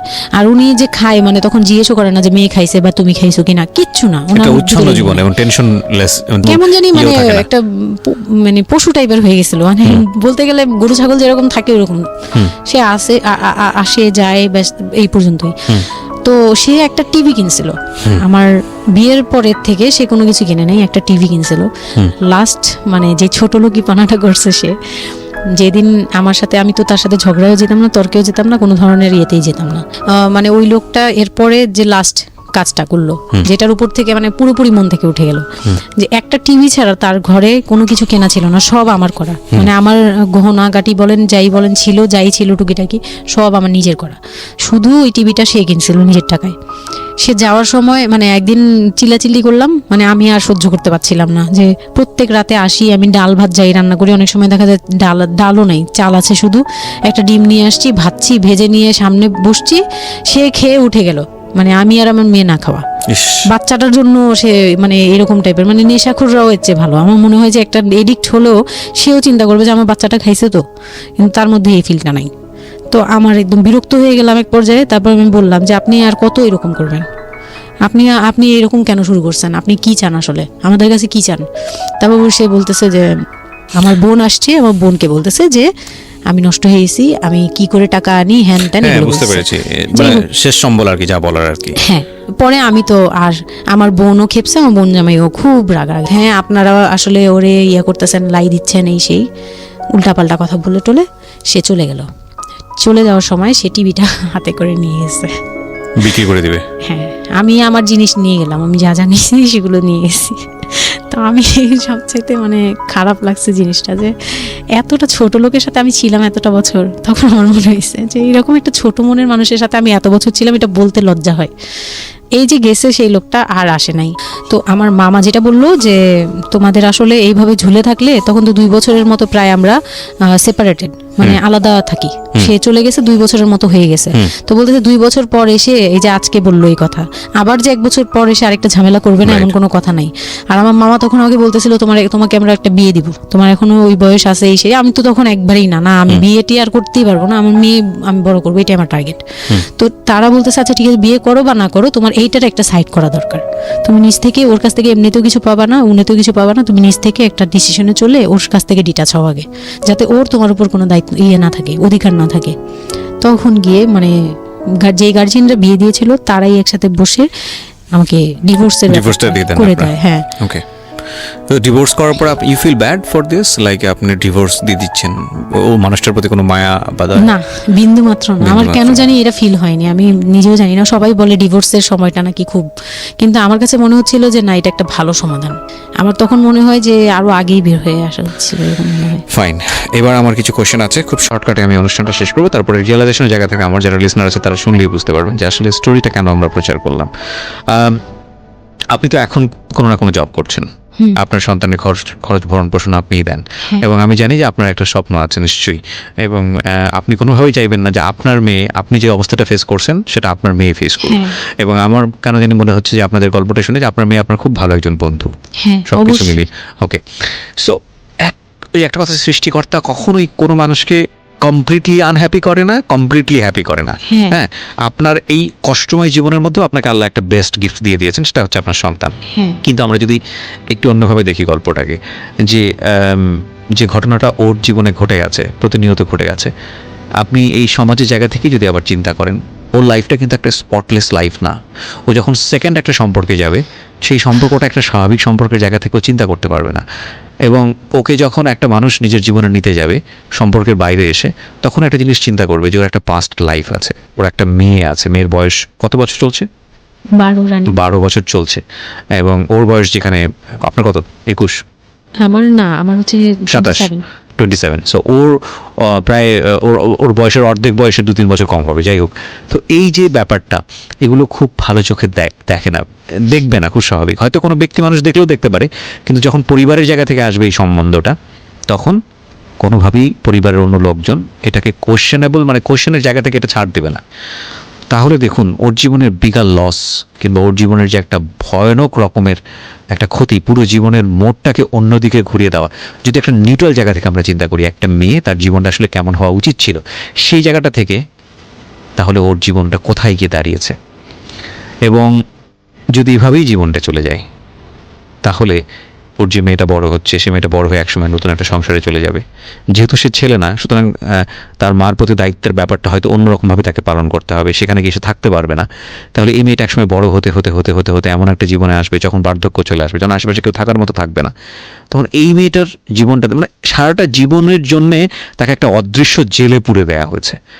পরিবার তাকে যে বিয়েটা দিয়েছিল অল্প বয়সে, সেটা পারিবারিক এক ধরনের সিদ্ধান্তের জায়গাটা থেকে সবাই মনে করেছিল এতে মঙ্গল হবে, কিন্তু আলটিমেটলি মঙ্গল তো হয়নি।